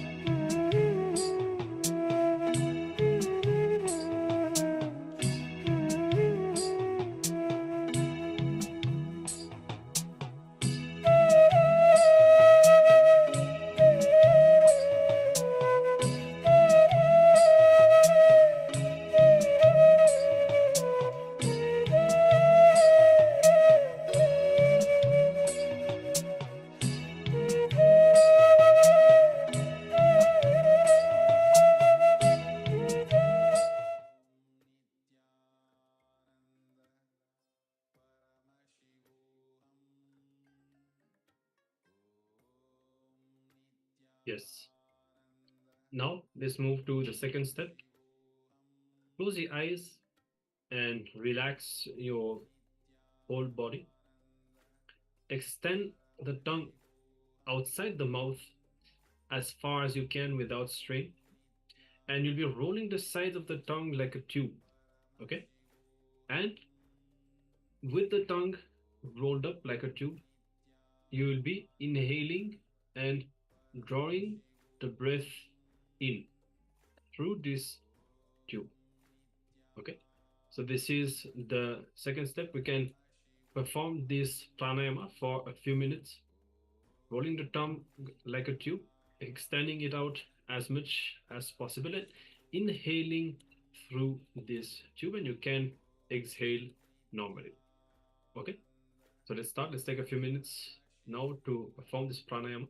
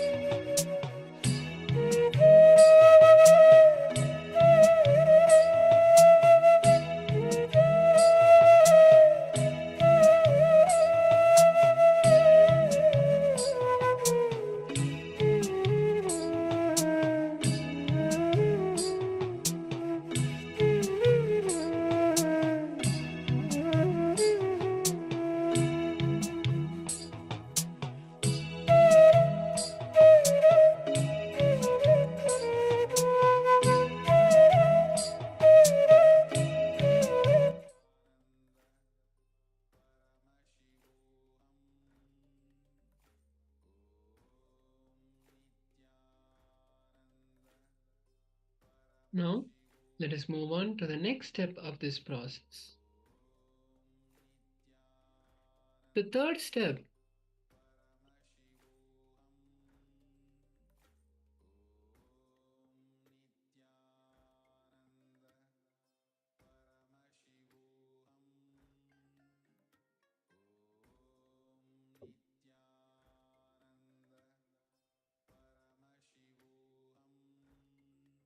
now, keep your eyes closed.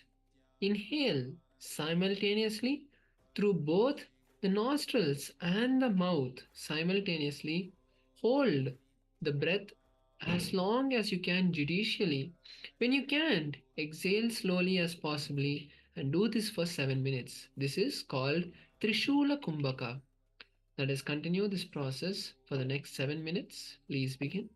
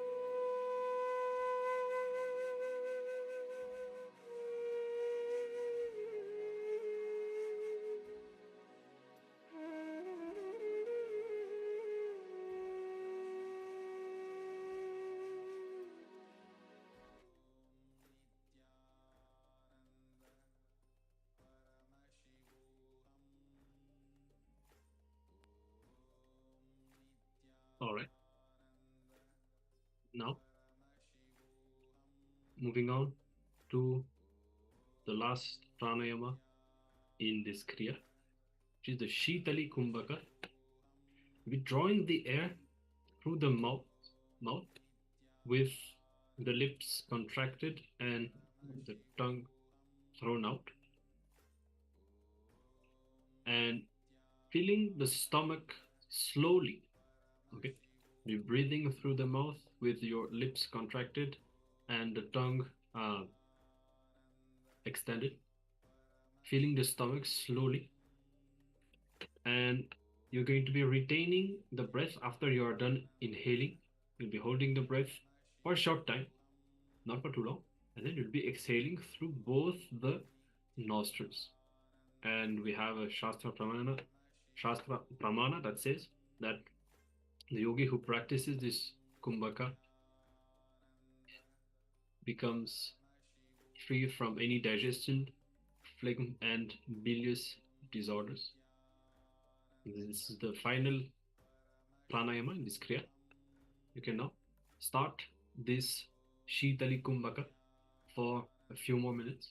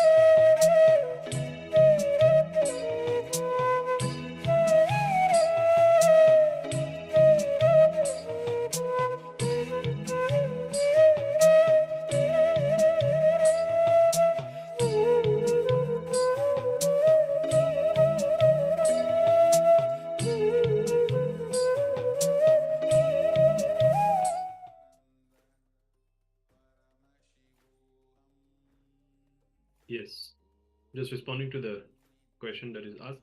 Actually, the contraction of the lips happens quite naturally when you extend the tongue and you breathe through the mouth. You'll find that actually the contraction of the lips happens quite naturally.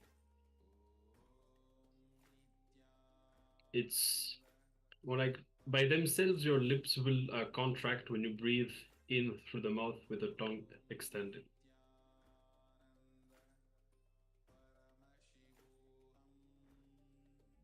It's like it's not, your mouth is not wide open. And yes, the tongue is extended out of the mouth, but the mouth is not wide open. So that is what is meant by the lips contracted. So in a way, you can say that the opening of the mouth is a bit shallow, and that is why also you have to inhale slowly and slowly filling the stomach. Okay, is that clear? So you have the tongue extended out of the mouth, but the mouth is not wide open. The opening is a bit narrow, and this is how your lips are contracted, and you breathe in slowly like this. Okay.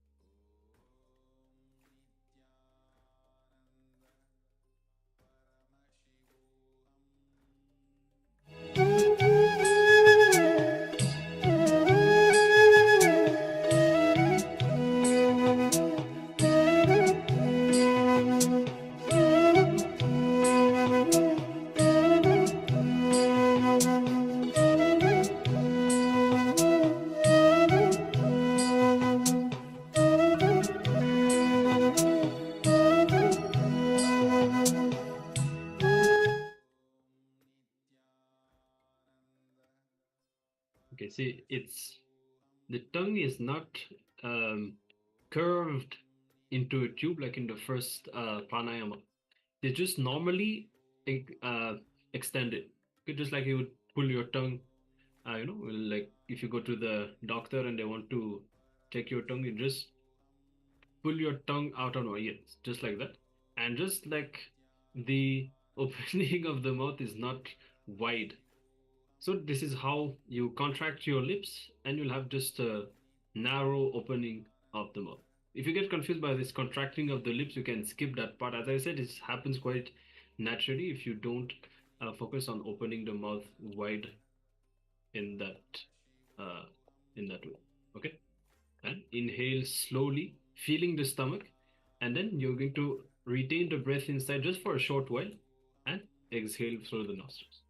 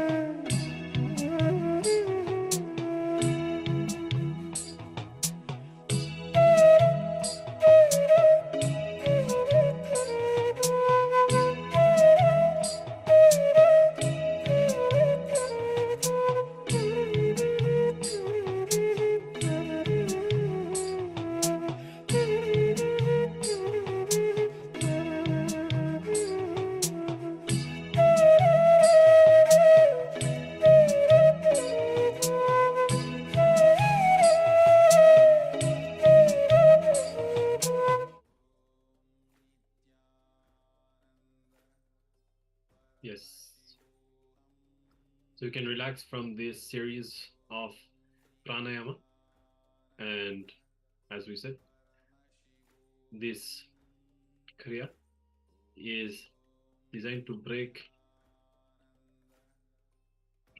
the knot within us.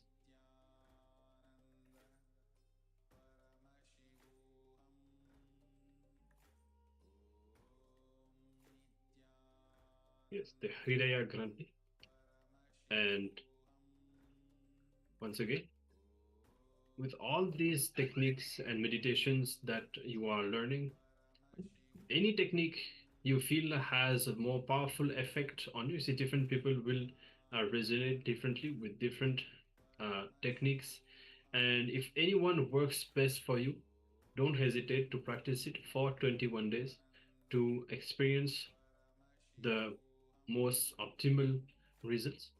And you can let us know about your experience, feedback, and we'll now be entering into the power manifestation. As today we have been manifesting the power of teleportation, we'll be entering into one more round of this power.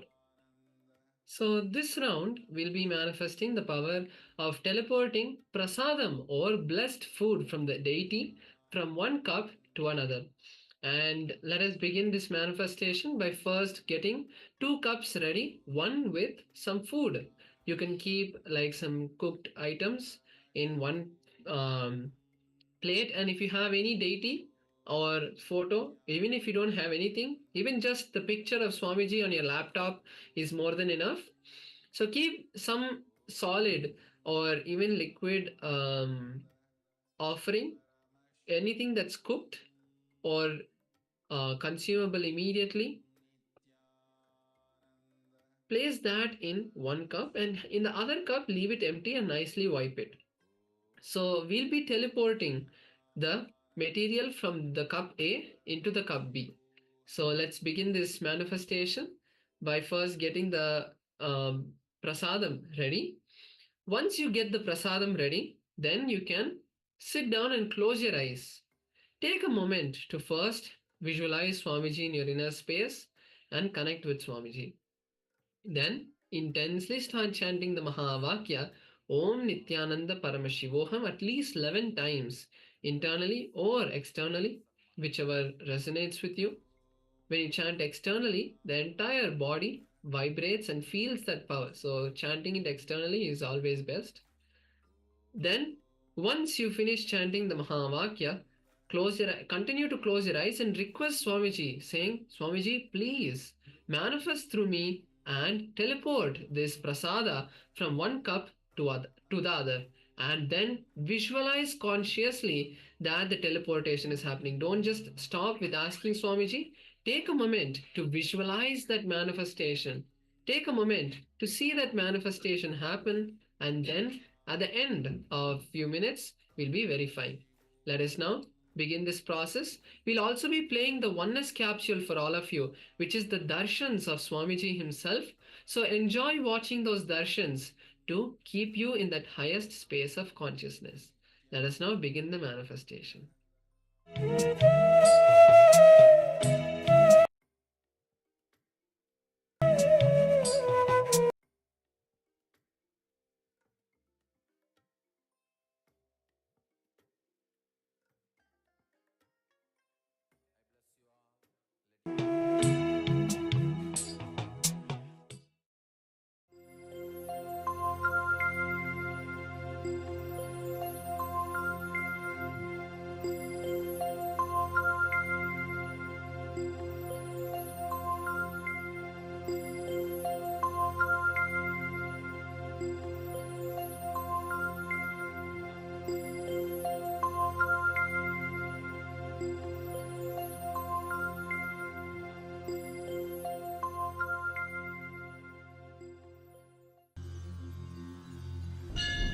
அஞ்சலென்றடைய அபயம் தரும் லிங்கம்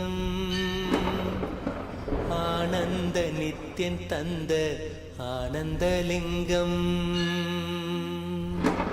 பிணி நீக்கும் உயிர் காக்கும் ஞான ஒளியாக பூத்த நித்யானந்தன் தந்த உயர்லிங்கம் ஆதிலிங்கம் ஜோதிலிங்கம் அற்புதலிங்கம் ஞானலிங்கம் நித்யம் தந்த ஆனந்தலிங்கம் ஆதிலிங்கம் ஜோதிலிங்கம் அற்புதலிங்கம் ஞானலிங்கம் நித்யம் தந்த ஆனந்தலிங்கம்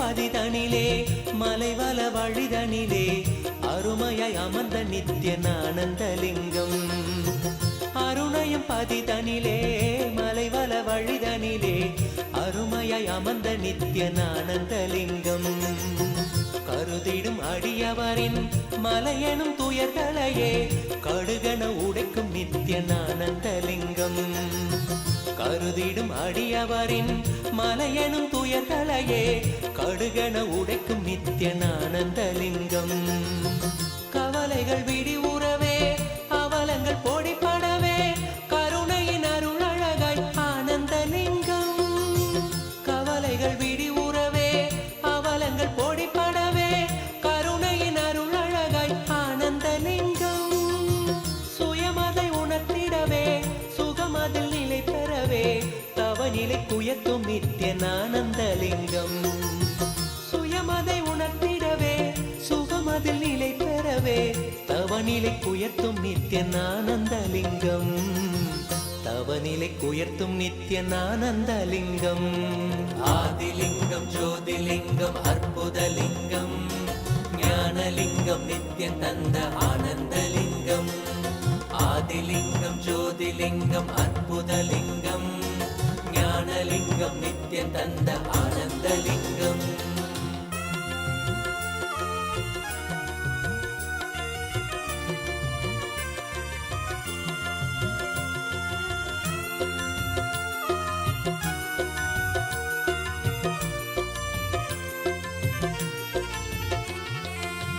பிணிகளை போக்கிவிடும் பிறவியும் போக்கிவிடும் உயர்நிலை வாழ்வளிக்கும் ஆனந்தலிங்கம் பிணிகளை போக்கிவிடும் பிறவியும் போக்கிவிடும் உயர்நிலை வாழ்வளிக்கும் ஆனந்தலிங்கம் மனிதர் கரியதொரு அரூபரூபமெனும் அஜோமுகத்தை காட்டும் ஆனந்தலிங்கம் மனிதர் கரியதொரு அரூபரூபமெனும் அஜோமுகத்தை காட்டும் ஆனந்தலிங்கம் அமரர்கள் உலகமெல்லாம் அருள் பெற விரதம் கொண்ட 1008 நித்ய ஆனந்தலிங்கம் அமரர்கள் உலகமெல்லாம் அருள் பெற விரதம் கொண்ட 1008 நித்ய ஆனந்தலிங்கம் குணக்கடல் குவலயத்தை குறைவின்றி காக்கயங்கள் குரு நித்யானந்தன் தந்த ஆனந்தலிங்கம்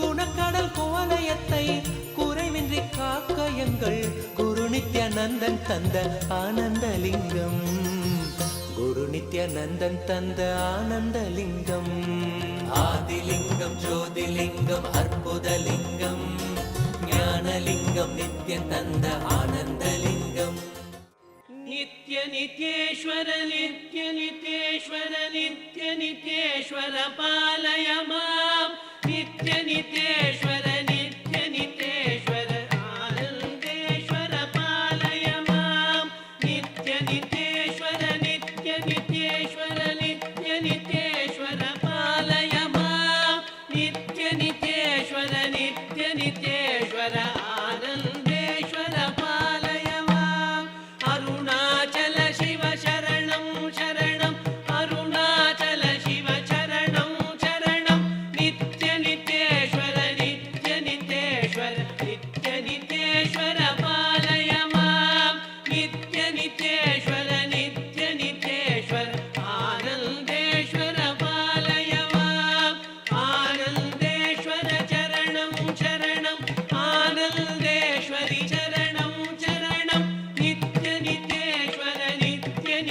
नित्यनित्येश्वर नित्यनित्येश्वर पालय मां नित्यनित्येश्वर नित्यनित्येश्वर आनन्देश्वर पालय मां मूलाधार चक्रे चरणं चरणं गणपतिरूपे चरणं चरणं नित्यनित्येश्वर नित्यनित्येश्वर नित्यनित्येश्वर पालय मां नित्यनित्येश्वर नित्यनित्येश्वर आनन्देश्वर पालय मां स्वाधिष्ठान चक्रे चरणं चरणं सन्दरूपे मम चरणं चरणं नित्यनित्येश्वर नित्यनित्येश्वर नित्यनित्येश्वर पालय मां नित्यनित्येश्वर नित्यनित्येश्वर आनन्देश्वर पालय मां मणिपुरचक्रे चरणं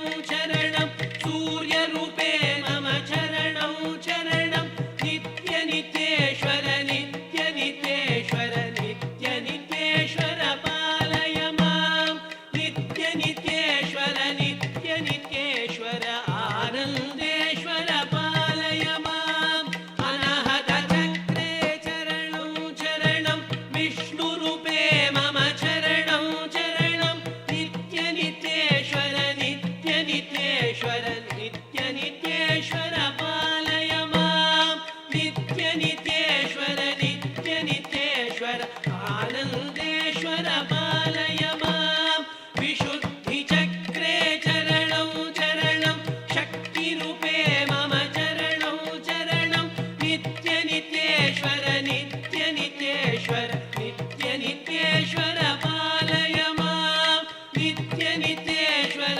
नित्यनित्येश्वर आनन्देश्वर पालय माम् आज्ञाचक्रे चरणं चरणं शिवरूपे मम चरणं चरणं नित्यनित्येश्वर नित्यनित्येश्वर नित्यनित्येश्वर पालय मां नित्यनित्येश्वर नित्यनित्येश्वर आनन्देश्वर पालय मां सहस्रचक्रे चरणं चरणं नित्यानन्दा चरणं चरणं नित्यनित्येश्वर नित्यनित्येश्वर नित्यनित्येश्वर पालय मां नित्यनित्येश्वर नित्यनित्येश्वर आनन्देश्वर पालय मां दक्षिणमूर्ते चरणं चरणं शिवशक्तिरूपे चरणं चरणं नित्यनित्येश्वर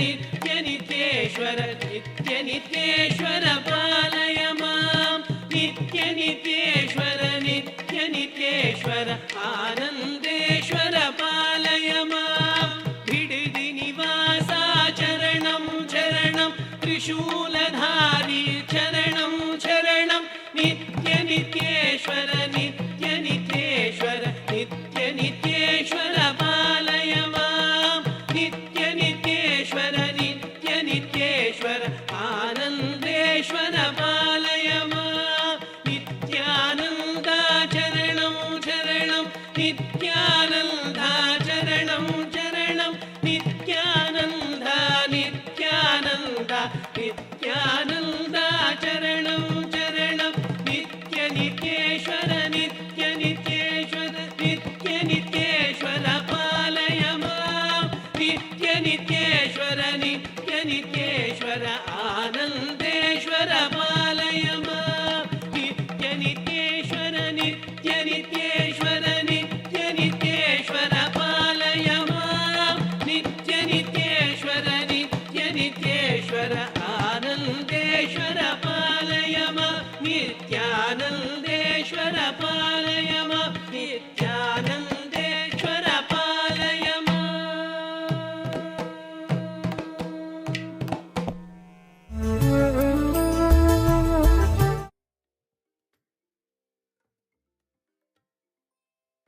Yes, continue to manifest.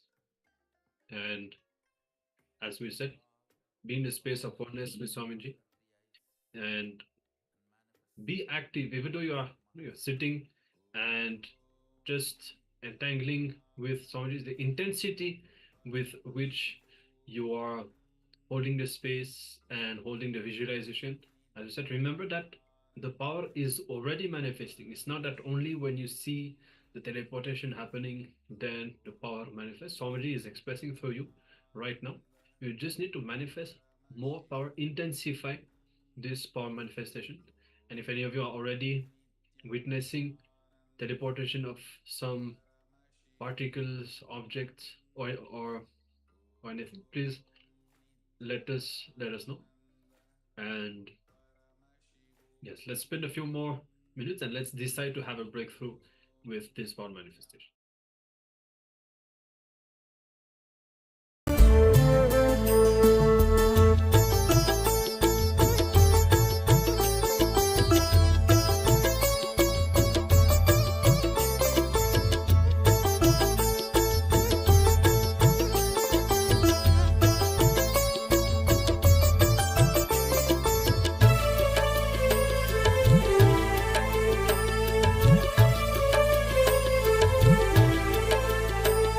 கரம் தாங்கி நித்யன் யுகம் காக்க வந்தான், வரம் தந்து எம்மை வளம் காண செய்தான். உளம் கொண்ட மாறான எண்ணங்கள் நீக்கி என்றும் நித்யானந்தம் கொண்டாடச் செய்தான். சரணம் குரு நித்யானந்தா, கருணை பொழிவாய் நித்யானந்தா. சரணம் குரு நித்யானந்தா, கருணை பொழிவாய் நித்யானந்தா.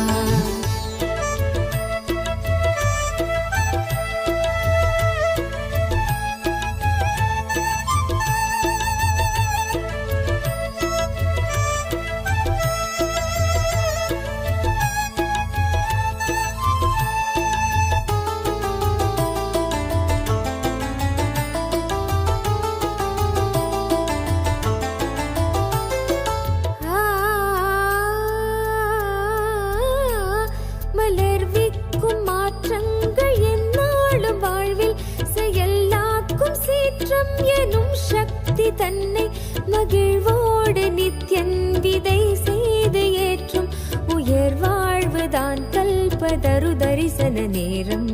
சரணம் குரு நித்யானந்தா, கருணை பொழிவாய் நித்யானந்தா. சரணம் குரு நித்யானந்தா, கருணை பொழிவாய் நித்யானந்தா.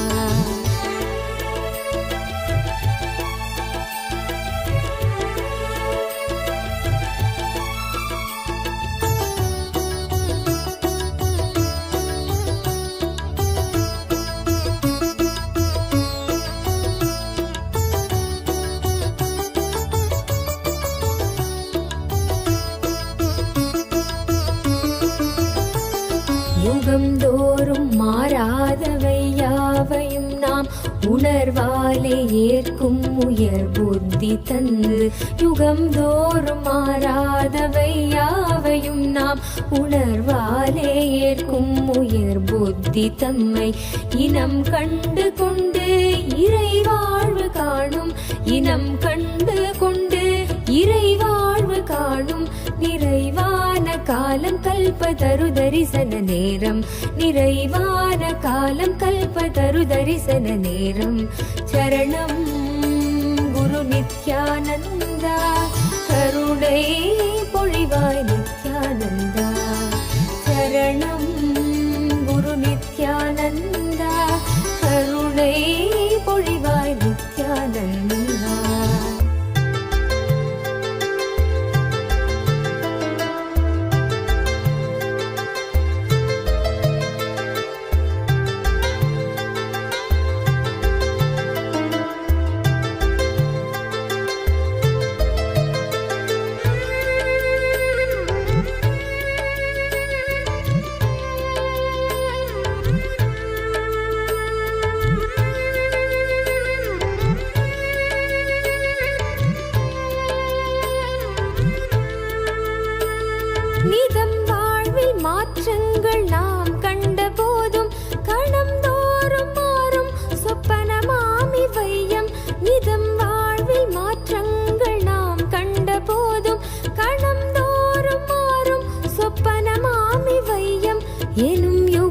தன்னை உணர்வுள் நிறுத்தி எனும் யுக்தி தன்னை உணர்வுள் நிறுத்தி ஜீவன் முக்தனாக்கும் கல்பதரு தரிசன நேரம் ஜீவன் முக்தனாக்கும் கல்பதரு தரிசன நேரம் சரணம் குரு நித்யானந்தா கருணை பொழிவாய் Nithyananda.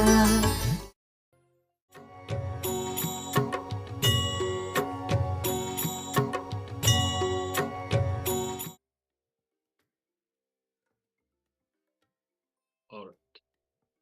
So you can now verify your cups, see if you witness any teleportation, and let us know if you have succeeded, and also let us know of your experience. You see, even as we were saying, for example, at the start you may even just experience some vibrations and some energy within. So even this is very much the power manifestation. Okay, it is an advanced power, so it may take a bit of practice. Shukla is saying I feel very strong energy. Okay, that's great. So it means that the power is manifesting. Okay, now to witness the teleportation taking place, we need to become more intense. And Swamiji says that it is our capacity to experience oneness that that is the key to manifesting the powers. And okay, that's great. And yes, so we need to become more intense, more powerful in our experience of oneness. So this is where we have to look in, and one aspect is how over time, the more our body is detox, the more we do yoga, and all of these things will naturally help us to manifest the powers. But even right now, the strength of the intention that we have, the strength of our spontaneous completion, and how much we are involved and authentic, we can always decide to push ourselves more, and so that we will keep on seeing more and more breakthroughs. Okay, so thank you for sharing your experience. If anybody else wants to let us know of how this power went, or this power manifestation went, you can let us know, and we'll be yes, great. So we'll be now continuing with our next sessions, and now we'll be learning something again very important, which is applying surrender in relationships. Okay, so if we look back at all the relationships that we have in our lives, either positive or negative, sometimes through relationships we experience fulfillment, joy. Sometimes we feel dissatisfied. Sometimes we feel people just bring anger to us. So all these different things will be there, and there will be a certain amount of expectations from people. And then when relationships don't happen the way we want, we think about changing the person, and all of that happens in our mind. Now, Swamiji tells us that whatever is going on, we should apply surrender. Okay, and surrender is going to liberate ourselves from all these incompletions and this pull and push that is going on within our mind. And surrender is going to bring beautiful harmony in our lives and awaken deeper and higher dimensions of life. Okay, so we'll get into the practical uh, understandings as Swamiji will be revealing the truths on this topic of surrendering in relationships. So we request all the participants to come to a space of listening so that you can imbibe these powerful cognitions, and so that you'll be able to apply them to see how and how to apply them in your relationships. All right. So let's now begin this next session.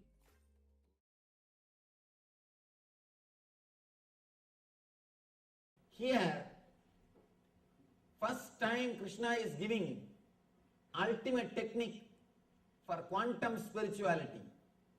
He is the first quantum scientist in the inner world, in the inner world. He gives a technique for quantum spirituality. He says, relax and surrender. Suddenly, you will experience the intensity of your consciousness. You will understand you don't have to choose between horizontal line and vertical line.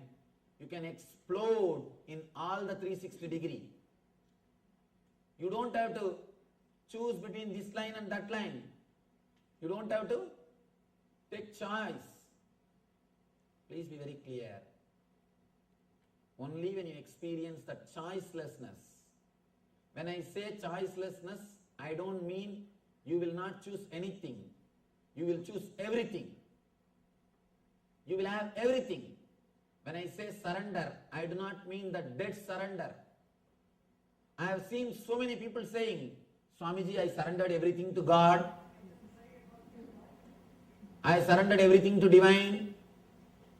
I surrendered everything to existence. But you will see it will be only in the level of words, not in the level of reality, not in the level of existence. People make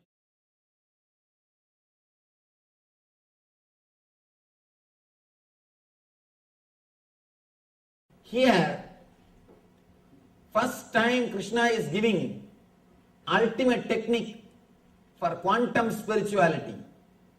He is the first quantum scientist in the inner world. In the inner world. He gives a technique for quantum spirituality. He says, relax and surrender. Suddenly, you will experience the intensity of your consciousness. You will understand you don't have to choose between horizontal line and vertical line. You can explode in all the 360 degree. You don't have to choose between this line and that line. You don't have to take choice. Please be very clear. Only when you experience the choicelessness. When I say choicelessness, I don't mean you will not choose anything. You will choose everything. You will have everything. When I say surrender, I do not mean the dead surrender. I have seen so many people saying, Swamiji, I surrendered everything to God. I surrendered everything to divine. I surrendered everything to existence. But you will see it will be only in the level of words, not in the level of reality, not in the level of existence. People make funny statements. Swamiji, I surrendered everything to God, but just please bless me so that I should have good job. I should have a little more paying job. As of now I have this job, but if you can bless me to have a little better job, it will be really nice. Please be very clear. Our surrender is pseudo. Our surrender is pseudo. Before making any statement, be very clear about what you are speaking. Sometimes we make statements without even knowing the meaning. So many people, they will come and tell me, Swamiji, I surrendered everything to you. Please give me a little mental peace. I tell them, please come for one meditation program. No, 2 days I cannot afford. Just now they said they have surrendered everything to me, and they say, I cannot afford 2 days. Sometimes we make statements without knowing the situation or the reality. Small story. One journalist, a reporter, he saw a crowd gathered around an accident in the road. He tried his best to get in, to see. He is not able to. He suddenly started shouting, oh, my son is got in the accident. Please give me the way, give me the way. He started shouting. People all gave way. He just went near and saw one donkey was lying in front of the car.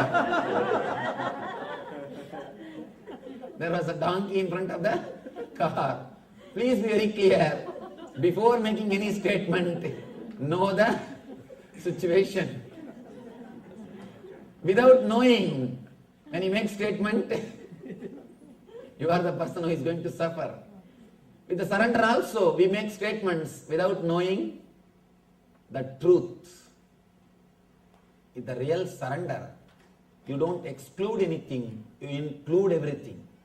You just experience the whole. You explode in all the directions. You just experience horizontal line and vertical line and something more, which you have never imagined. You will experience the different dimensions of your own being. When I say surrender, I don't mean you need to surrender to somebody. There is no need to surrender to somebody. There is no need to surrender to some other God, some other guru. Of course, God or guru is just a symbol. You don't have to surrender to that God or that guru. Just surrender to your own consciousness, your own inner space. But you never respect or trust your inner space. That is why in the initial level you need God, you need Guru. The other day, somebody was asking, Swamiji, if I surrender to you, what should I do? I said, if you really surrender to me, you will not have that question, what should I do? You will be simply guided from within. You will be simply guided from within. People come and ask me, yes Swamiji, I surrendered everything, now what should I do? When you really surrender, you will not have this very question. The very question will not exist. Simply, you will surrender the whole being. When you are completely surrendered, you will see your intuition or the divine intelligence automatically guides you. As long as you have doubts, be very clear, you have not surrendered. You have not surrendered. Here, Krishna says beautifully about the surrender. Adhishtanam tadakarta karanam cha pratakvitam vividascha pratakseshta daivam chaivatra panjamam. The place of action, the performer, the various senses, the many different kinds of endeavor, and ultimately the Paramatman. These are the 5 factors of action. Here he says the factors of action. And the next step, Tatraivam sadigartaram atmanam kevalam tuyaha pashyat krita buddhitvan sapashyadi durmati. Therefore, one who thinks himself the only doer, not considering the 5 factors, is certainly not very intelligent and cannot see things as they are. Now he gives the exact technology of surrender. In these 2 sloka, these 2 sloka can be called as stotra and shastra and sutra. Shastra means which shows you the goal. Stotra means which is out of devotion. Sutra means which gives you the technology. In these 2 sloka, he gives you the exact technology of surrender. Understand? Whatever you think as you is totality of so many things. And individually, everything is responsible for something. But suddenly you start thinking, you are responsible for the whole thing. You are responsible for the whole thing. That is where the trouble starts. That is where the trouble starts. And he gives the technology how to experience the deeper levels of surrender. 3 levels of surrender exist. One is intellectual surrender. Means trusting the master's intellect is much sharper, much more than your intellect. Is intellectual surrender. Next, emotional surrender. Surrendering the emotions. Trusting that master's emotions are the way in which he guides is much more intelligent, that is best than my emotions. Third, surrendering the very senses, very cognition, the cognition which happens inside you, surrendering the root of the cognition itself.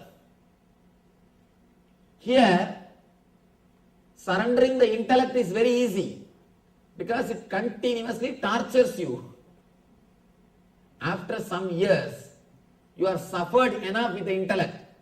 You somehow wanted to get rid of it. You just surrender. Surrendering intellect is very, very easy. Just if you see somebody who is more intelligent, clear than your thinking system, you just surrender. For example, if you go to a consultant, naturally you surrender intellectually. You surrender to his ideas. If you go to a lawyer, you surrender legally. You know in that field he is more sharp than you. So you surrender to lawyer in that field. When you go to some accountant, you surrender to him intellectually as far as the accounts concerned, because he knows much more than you in that field. Intellectual surrender is easy. Same way, if you see somebody who has got more knowledge in the spiritual field, intellectually, immediately your intellect surrenders. That's not a big thing. Surrendering intellectually happens very easily. Moreover, you just wanted to get rid of it. You are finding somebody, you are finding some dustbin where you can dump your intellect. So when you find somebody, you just relax from it. Next is emotional surrender. That happens when you feel deeply connected with the Master. When you feel deeply connected with the Master. When you start experiencing one or two things, little meditation, little bit of understanding, naturally the emotional surrender starts happening. You start respecting his emotions much more than your emotions. Master's emotions means whatever he tries to guide you, whatever way he wants you to live, you start giving importance to that more than what you think as life. Slowly, slowly, he becomes the center of your life. Almost like you start respecting him more than all other emotional attachments. The priority is slowly changing. You start thinking in your emotion, in your emotional level, Master comes as a number one priority. This is what I call emotional surrender. In the emotional level, you feel connected. Next, a deep level, of course, it's a spiritual technique. Because you all heard enough of these intellectual things, these 17 days, I think now you should understand the deeper levels of techniques.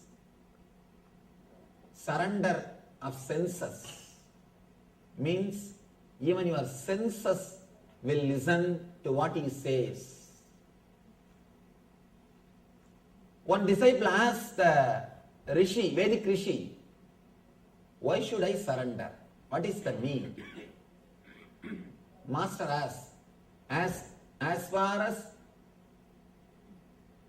you understand as you, how do you know you? He says, through my senses. According to your senses, who are you? I am this body and mind. Master says, according to your senses, you are body and mind. But according to me, you are God. Only when you surrender your senses, only when your senses starts listening to what I say, you will see the truth of what I am explaining. According to you, according to your senses, you are body and mind. But according to me, you are God. when you surrender your senses, when you believe me more than your senses, you will experience you are God. He says, the moment you believe me more than your senses, you will understand the meaning of Tattvamasi. Master again and again represents the ideal of you are God. Please understand, again I tell you, I am not here to prove I am God, I am here to prove you are God. Again and again, he stands for the ideal of you are infinite. There are so many dimensions in your being which you have not explored, which you have not experienced. Again and again, he is showing so many dimensions of your being to yourself. He is showing so many dimensions of your being to yourself. Master stands for your multidimensional being. He again and again shows it is possible for you. When it is possible for me, why not for you? But as long as you believe your senses, you will be sure that your body or mind. Only when you trust Master more than your senses, you will understand Master's words are true than your senses. Then you will experience the truth of Master's words. Then when Master says you are God, suddenly you will realize, yes, that is truth. All these days, my body and mind, my senses are telling, I am body and mind. As long as you believe your senses, you will believe only their ideas. The moment you start believing the Master more than your senses, you will realize the truth which Master explains. Two persons are speaking from two stages. One side your senses, they are saying you are body, you are mind. The other side Master is sitting, he is saying you are God and you are divine. You have so many dimensions of your being. Enjoy everything, experience everything. If you are sitting there and listening, you cannot listen this. Only when you believe this, the words of the Masters, more than the words of the senses, you will be able to experience the truth that you are God. You are ultimate. You are material and spiritual both together and something more. Let me tell you a small incident in Krishna's life. After the Gita, Krishna and Arjuna, both of them are going somewhere. After the war, everything is over. Maybe for a picnic, outing. Suddenly Krishna says, Arjuna, see that white color crows. Arjuna says, yes, beautiful white crows. After 2 minutes, Krishna says, no, they are black crows only. Arjuna says, yes, Krishna, they are black crows only. Suddenly Krishna asks, fool, what happened to you? When I say white, you say white. When I say black, you say black. What happened to you? What happened to your senses? Arjuna says, Krishna, I do not know what happened to my senses. But one thing is sure, when you said it is white, I saw them as white. When you said they are black, I saw them as black. I do not know what happened to my senses. I do not know what happened to me. One thing is sure, the crow is not going to give me life. You are my life. I do not know logically whether the crow is white or black. But I saw as you directed. When you said it is white, I saw it as white. When you said it is black, I saw that as black. In the inner world, the first and last tool which you need is complete surrender. Complete surrender. Only then you can wake up to the truth. You can wake up to the truth. Then Krishna says, you are right. Because you started trusting me more than your senses. If Arjuna is trusting his senses, at the most, he would have been a good warrior, good king. But because he trusted Krishna more than his senses, he has become enlightened. Krishna says, if you trusted your senses, you would have at the most had good eyes. You would have seen the black crow as black crow and white crow as white crow. That's not a big deal. We are all seeing that way only. And that's not a big deal. Because you trusted me more than your senses, you have become enlightened. You are liberated. And he has experienced the truth of Krishna. Understand? The truth of Krishna consciousness is experienced by surrendering the senses. Not just by intellect, not just by emotion, but by surrendering the very root of intellect and emotion, the senses, which supplies the data. The source of the data itself is surrendered. You receive all the information about you through senses. Please understand, you do not know about you.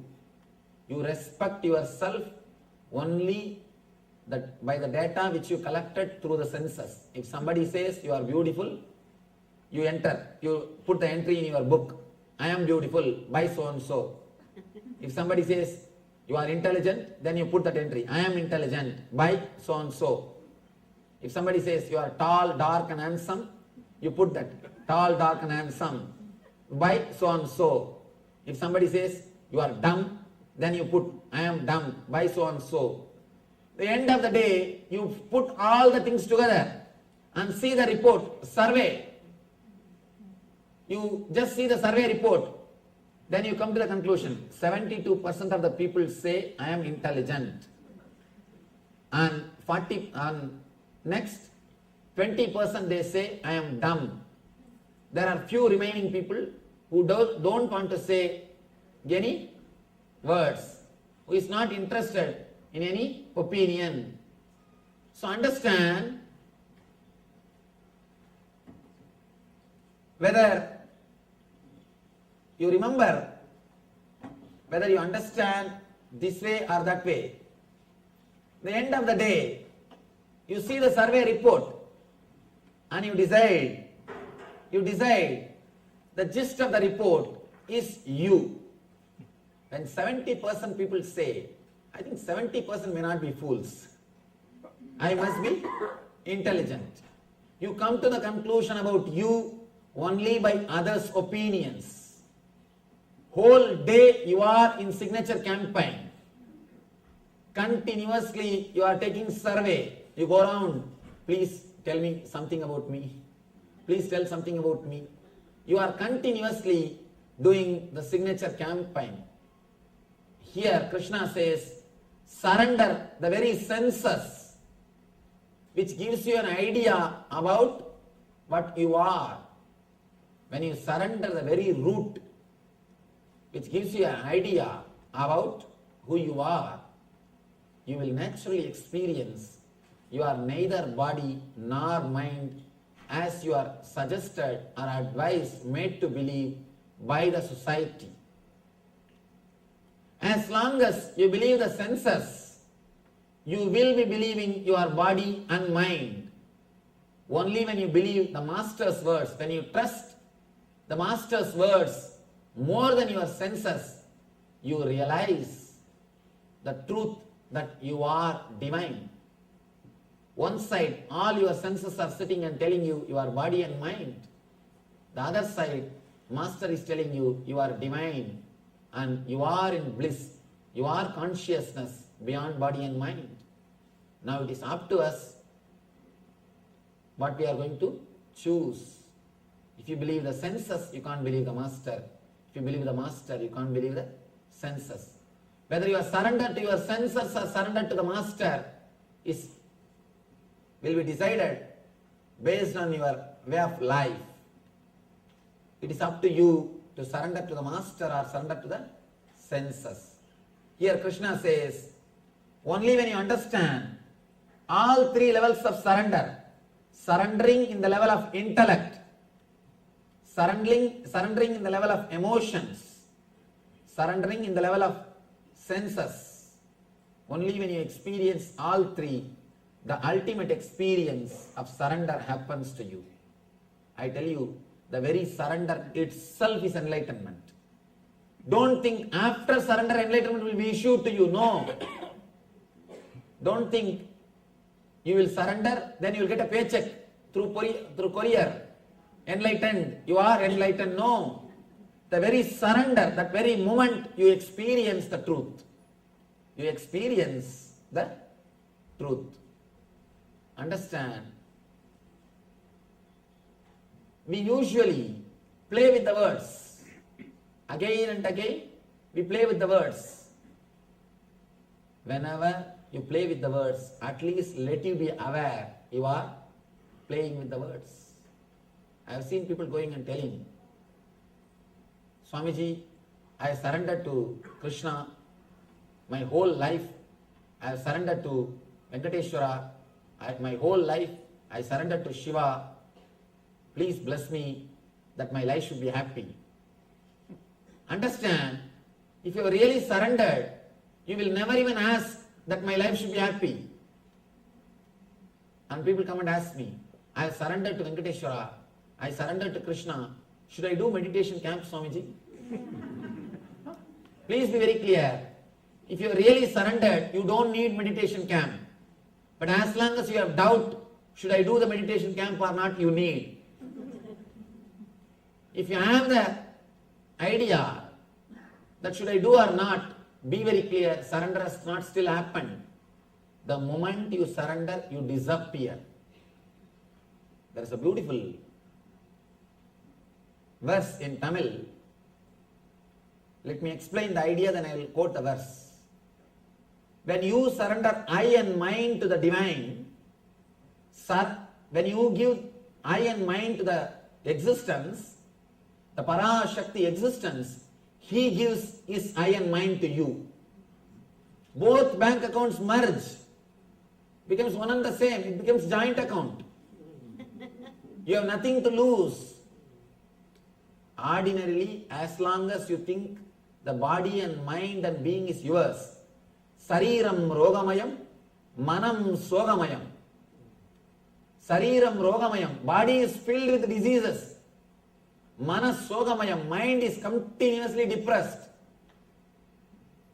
What we have to surrender? Nothing except the body filled with disease and the mind filled with depression. When you drop that two at the feet of the divine, he gives his body and his mind. Sariram Devamayam, Mana Sukhamayam, and Atma Anandamayam. You get the third thing, Atma Anandamayam, free offer. When you offer the body and mind of yours, Sariram Rogamayam, Manas Sogamayam, he gives you Sariram Devamayam, Manas Sukhamayam, Atma Anandamayam. And there is a beautiful verse. Ramana Maharshi, he sings about the Arunachala. Tandadu Yendanai Kondadu Undanai Sadurar Yargolo Arunachala. The translation is, I gave me to you, but got you as in return. Who is more intelligent? Who is more intelligent? Understand, in surrender you have nothing to lose, you have everything to gain. Surrender is not like giving up something. I am not saying give up all your properties. No. Give up all whatever you have. No. Nothing is necessary. Keep everything with you. And just don't internalize them in your system. Just take care. You are not internalizing you. Only one thing. Don't judge you based on your properties. You are far more higher than what you think you are. Do not judge yourself based on your bank balance. Do not judge yourself based on your relationships. Do not judge yourself based on the name and fame. Do not judge yourself based on your friends. You are far more higher than all these things put together. As long as you are judging yourself based on all these things, you will be internalizing all these things in your being. All these things will be a major points. All these things will be the center of your life. All these things will be pulling and pushing you. You will not have you for your being. As long as these are the factors of your life, as long as these are the centers of your life, your bank balance, your relationship, your name and fame, be very clear, your life will be pulled and pushed by all these things. You are something far more higher than all these things put together. The whole thing you need to understand. Just do not internalize all these things in your being. Understand you are something beyond. The moment you wake up to the truth, you cannot be just divided. You cannot be just put into one frame based on all these ideas of your balance, your bank balance, your relationship, your attitudes, your name and fame. Only these few things cannot judge you. I am something far more higher than all these things. The moment you wake up to this truth, you are surrendered. One bubble started thinking, I am an individual. I should become a strong bubble. Within that few seconds, it started thinking. Not only started thinking, started collecting other small 2-3 bubbles. And started getting one big bubble, you are my wife, support. Another one big bubble, hey, you are my son, support this side. You are my father, support this side. It started collecting some 10-12 bubbles and tried to save himself, tried to protect himself, and got 2-3 sand pieces or the small piece of sand from the beach, and he started telling, these are all my properties. These are all my treasures. This is my bank balance. This is my relationships. Let me protect all of them. He tried to create a fence to protect his treasures and his relationships. How long he can play this game? For 2-3 more seconds. Before he even finishes his game, simply will disappear into the ocean.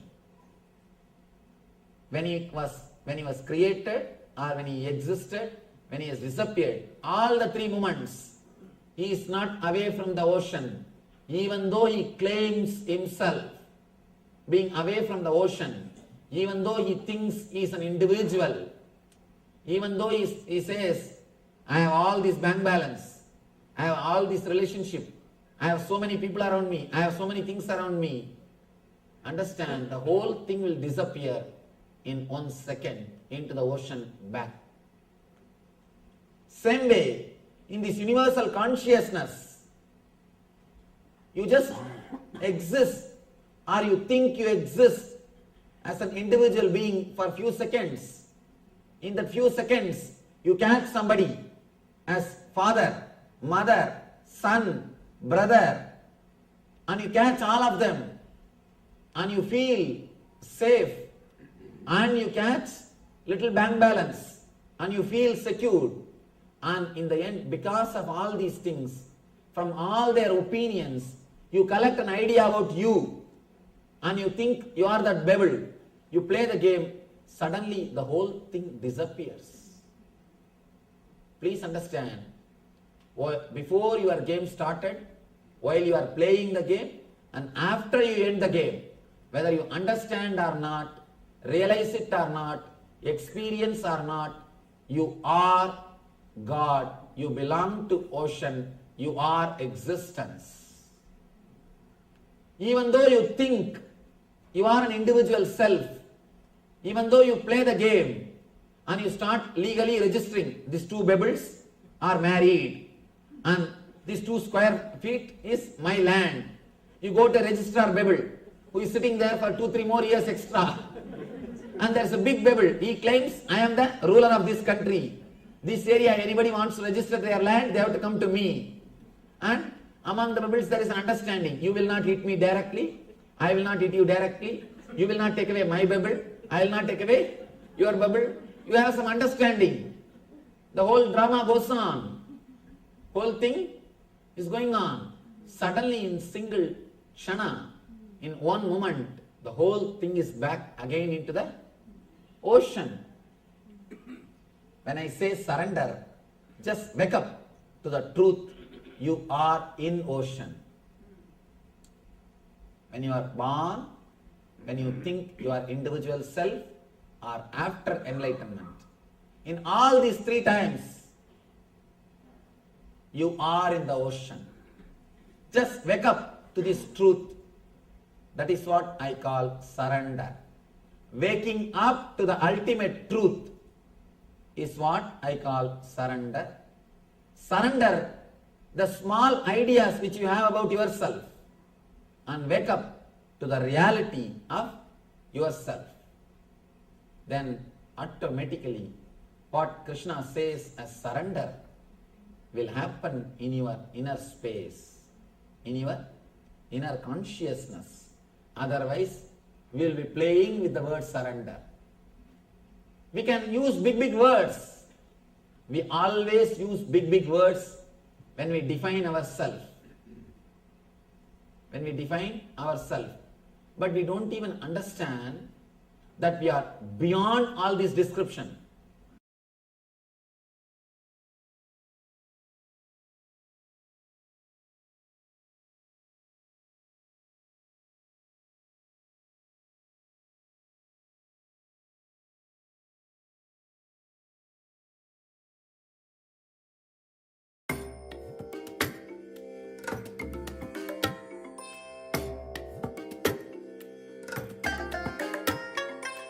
I bless you all. Let you all open all your 3 eyes and manifest the powers of Mahasadashiva. Om Nityananda Paramashivoham. Om Nityananda Paramashivoham. Om Nityananda Paramashivoham. Yes. So again, a very powerful satsang in which Swamiji explains the importance, the power of surrender. And in relationships, Swamiji was explaining how the opinions that people have about us have an impact on who we feel we are. Okay, if someone expresses something negative about you, you feel affected, and it impacts the inner image that you have. Okay, and in different ways, at different levels, even all the possessions that we have, we measure ourselves based on the sense of mind, what we possess, not just physically, materially, even our name, our fame, and the image that people have about us. So all of this is affecting our space, our image, and we have to bring surrender so that we not only we are no longer affected by any of these, but in that space of surrender, somebody said surrender itself is enlightenment. So okay, you can see practically, how surrender helps you to deal with relationships. But once you start applying surrender, the space of enlightenment itself will open. Okay, so we'll be spending now a few minutes to contemplate on that. And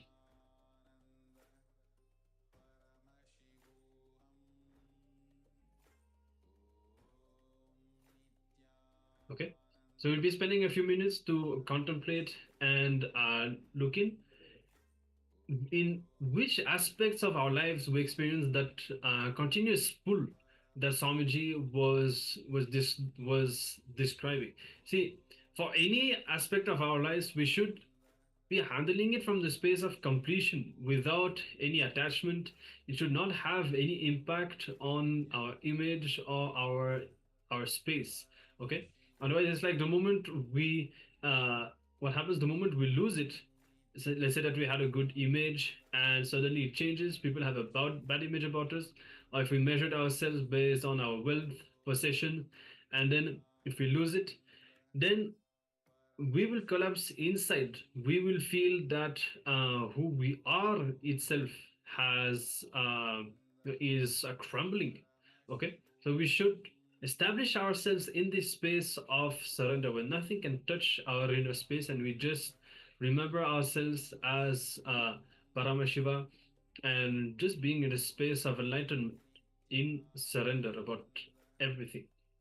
So let's spend a few minutes now and look in. So you're going to start by writing all the dimensions of your life in which you experience that continuous pull.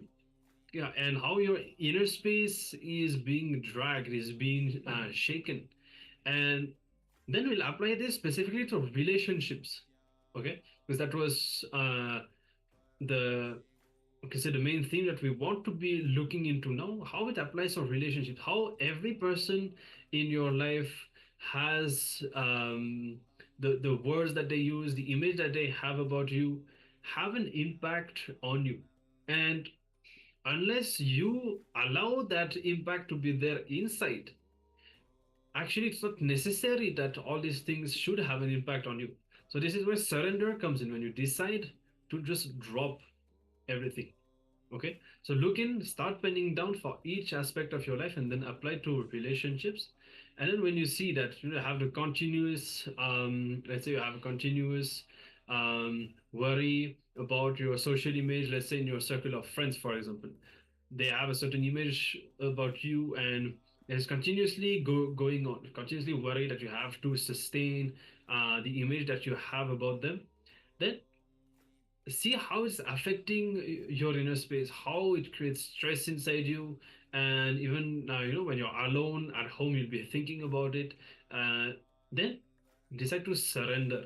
It's not even about changing, it's not about making things good or accepting that is bad or nothing. It is surrender, means however it is, let it not affect your inner space.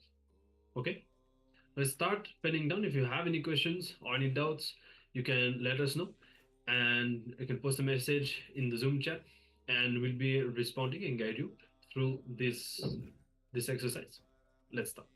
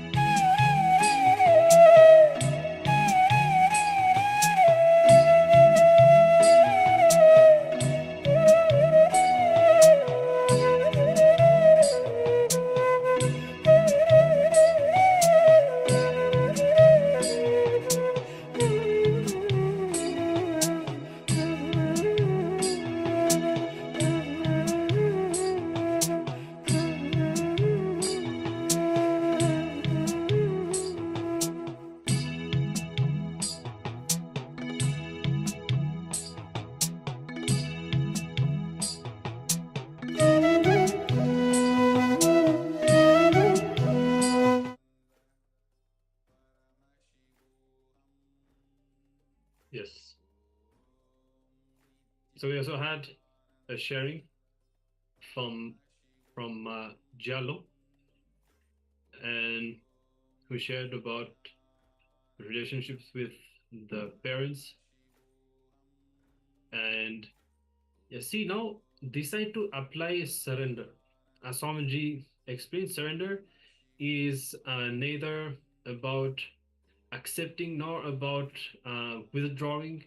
Just whatever uh, fear or whatever pressure you feel, decide to surrender the whole thing. Decide that it should not to allow it that in your inner space, and without even thinking, I'll surrender and I'll do this. Just first apply surrender, and you will see how you will have the clarity inside in your inner space. And from that space of surrender, you will just see that things will be falling in place. Okay.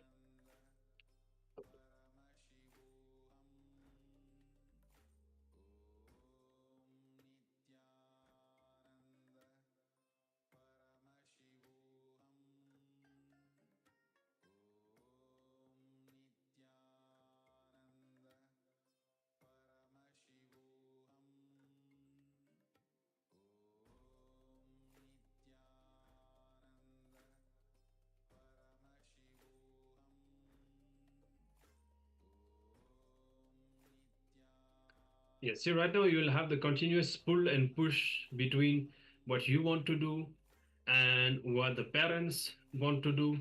And at some point, you may be feeling that you should be doing this. At some point, you will be feeling that you should be doing what you want. So just decide to surrender the whole thing. And once that happens, then you will see that the whole problem will be solved, because you will, as Swamiji says, no problem ever gets solved by thinking. Right now, when this dilemma is there, you'll be thinking to do this or to do that, but problem needs to be first dropped inside you. From inside, you need to drop this continuous pull, the conflict that you are having in the inner space, and then you will see that you will just have the strength and the confidence to do what is needed when you apply the space of surrender. Okay, so neither will be affected by the fear of doing or not doing when you apply surrender. All right. So thank you for sharing, and it is now time to transition to the darshan preparations, as we are going to be getting ready for today's darshan with Swamiji. And as usual, any boons, any blessings, or any prayers that you have that you would like to um, post for Swamiji, you can do so during the darshan at any time, and invite your friends and family to join for the darshan. Make sure that you have your camera on so that Swamiji can see you, and you'll be receiving the Nayana Diksha, the direct initiation from Swamiji during the darshan. And of course, make sure to be back uh, after the darshan for the continuation of these Paramashivoham sessions. So with this, let us switch over, and we'll be right back after the darshan. Ijarata. There's a very, very beautiful story. Whenever I tell about this, I remember the story of Arunagirinathar. Just one prayer, one true prayer changed life for Arunagirinathar. It's an interesting, amazing story actually. Arunagirinathar, he's a saint, right? And in his previous, before he became a saint, he was born in a very quite wealthy family, in a merchant family. Can I please request all the participants to come on camera? Nityanandam, I see many of you have joined. Ma Yoga Jnana, Ma Tanja Devarne, Ma Sardananda, Ma Medellin Portuguese. The darshan is going to start very, very soon. And the digital securities are now going to be moving all the participants not in the camera into the waiting rooms and out of the meetings. I request all the participants to please come on the camera, settle down. All the Adinavasis, Please, all the Kailashvasis, please look around. And if you see any of your fellow team members are not there and other Adinavasis are not there, please quickly give them a call. Can I request all the participants to please call?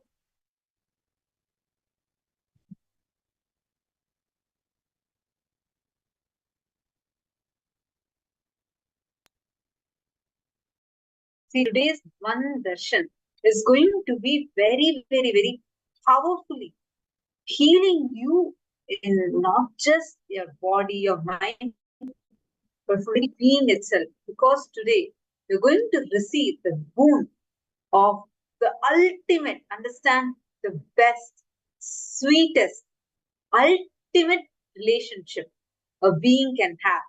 Yes, the Guru disciple relationship.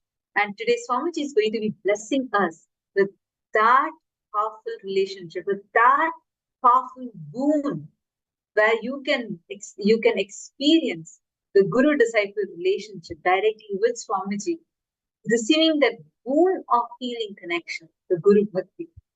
Guru Bhakti itself is a boon. Only if you're blessed, only with his blessings, you can even receive that as a boon. And only when you are having that, you can achieve anything ultimate in your life.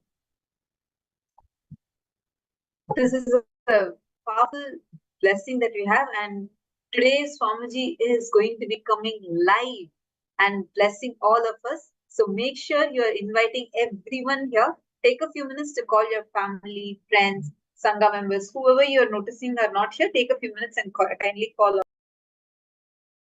And today's darshan is going to be very, very powerful. Literally the antidote for all your suffering, all the pain, suffering, everything. So today's darshan, Swamiji is going to be coming live and blessing all of us as Chandesha Anugraha Murthy and Nityanandam Christihan Varan. Nityanandam, can I please request you to come on camera here? Sanjay Ori Ayya, Ma Madeline Portuguese, and all the other participants. Can I please request every one of you to come on camera? Please settle down. Please come on the camera. I request all the participants to please come on the camera. Malita and Ma Maha Sadashivananda.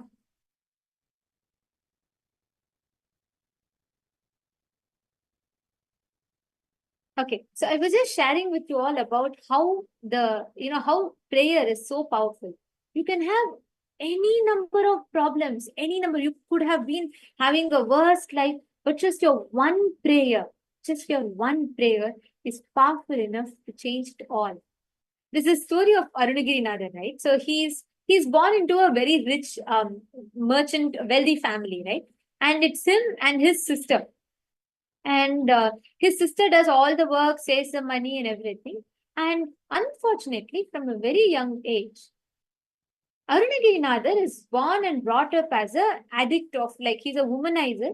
And he just spends his sister's money left, right, and center. He goes on womanizing, and he just splurges money like anything. And people start like despising him. And at one point, it becomes to such an extent that he gets leprosy. And because he gets leprosy, nobody wants to come near him. People start despising him. People start hating him.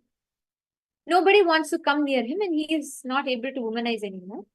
And he's like broken, and he's like almost made his sister poor and with nothing because he spent all her money out in his things and his addictions. And his sister, looking at his condition, she feels bad and she says, all my money I have given to you. I have nothing left to you, but I still see you in this state of despair. And I don't know what else to do. If you have no one, you take me. That one statement just shakes Arunagirinathar from his core. He just rethinks of his whole life. He realizes, oh my God, what a life I have lived. Only if there's anything I've done, it's only sins. If there's anything I've done, it's only wrong things. What a life I have lived. He is not able to face his sister. He feels so bad. The only person who gave her like whole life for him and everything. She loved him so nearly, so dearly. And he feels like he is cheated that person who's, given everything to him. And he made her tell this statement. It just shakes Arunagirinathar from his very core. He is not able to handle it. He feels he doesn't deserve this life at all. And he decides the only solution for this is he has to die. So he runs to that. Those days, the tallest building in any place is a temple. He goes to the tallest building, he climbs, and then he tells, he decided to jump. He decides that the life of sins that I have lived, nothing can make me, nothing can suffer, like nothing can erase all of that, what I have done. There is no way I can clear my sins. And Arunagirinathar decides, for all that I've done, I have only womanized all my life. I have been addicted all my life to drinks and whatnot, all the vices. I have not had a single virtue. And the only person who gave me her whole life, my sister, I made her ask me. I'm suffering with leprosy. People all despise me, hate me for what I am. There is no reason for me to live. Therefore, let me give up my life. He is about to jump. One thing he does before he jumps, he closes his eyes and he says, Muruga. He just calls out to Subramanya once. He's never even touched deities in his life. He's never known the meaning of prayer, anything in his life. That one moment, just before he jumps, he holds his hand and he says, Muruga, and he jumps. And after a while, he realizes he's jumped some time back. He's not still fallen on the ground. He opens his eyes. He sees Subramanya has held him and stopped him from falling. He's shocked. Arunagirinathar asks, Subramanya, I have not done anything in my life. I have not even done a single puja to you. I'm not a devotee. I'm not anyone great. Why did you have to save me? That time very beautifully Subramanya will tell him. Just like how in a tree, with just one sound, like one clap sound, all the birds in the tree will fly away. Same way, just by you uttering from sincere devotion, you just called me once, Muruga. All the sins you have done is gone. Till now, what you were does not matter. You might have been anything. You might have been a sinner. You might have done the worst things. Till now, what you were doesn't matter. From now, what you're going to be. Decide that. That moment, Arunagirinathar says, the only thing I want to live for is you. The only thing I should think about is you. The only thing I should talk about is you. Subramanya, just give me devotion to you. And that moment, Subramanya blesses Arunagirinathar. And he goes on, so many different miracles happens and amazing things happen. Today, every Subramanya temple, literally you will see Arunagirinathar is worshipped and celebrated. Nobody remembers him of his past. Nobody will remember him. The same people started worshipping Arunagirinathar. See, your past, who you might be, your sins, your bad things, nothing matters. If you just connect with surrender once to the divine, just connect to Swamiji. All your sins, whatever you think as the worst aspects of you, it will all be washed away. Your past does not count. How you are from this moment, what you want to be, that's all counts. When Swamiji comes for darshan, your past qualifications, your past bad deeds, your past good deeds, nothing is going to get you anywhere. Your charities are not going to take you to heaven. Your bad deeds are not going to take you to the gates of hell. No, your only thing, when you connect to Swamiji during the darshan, just one sincere prayer. Decide today. Experience that sincere prayer. Like Swamiji beautifully said, Soham asmi. Swamiji, because I am you told I am you. I don't know whether it is my experience or not, Swamiji, but you have told. Because you told, from that space, I want to connect with you and declare from that space of Soham asmi and experience a deep feeling connection. How many of you want to taste this today? Please put yes in the chat. How many of you want to experience this? Come on, can I request all of you to put yes in the chat? How many of you want to experience the space of Soham asmi, connecting to Swamiji from the space of oneness with him?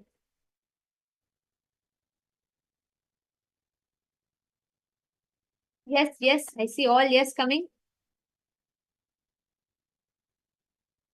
Great.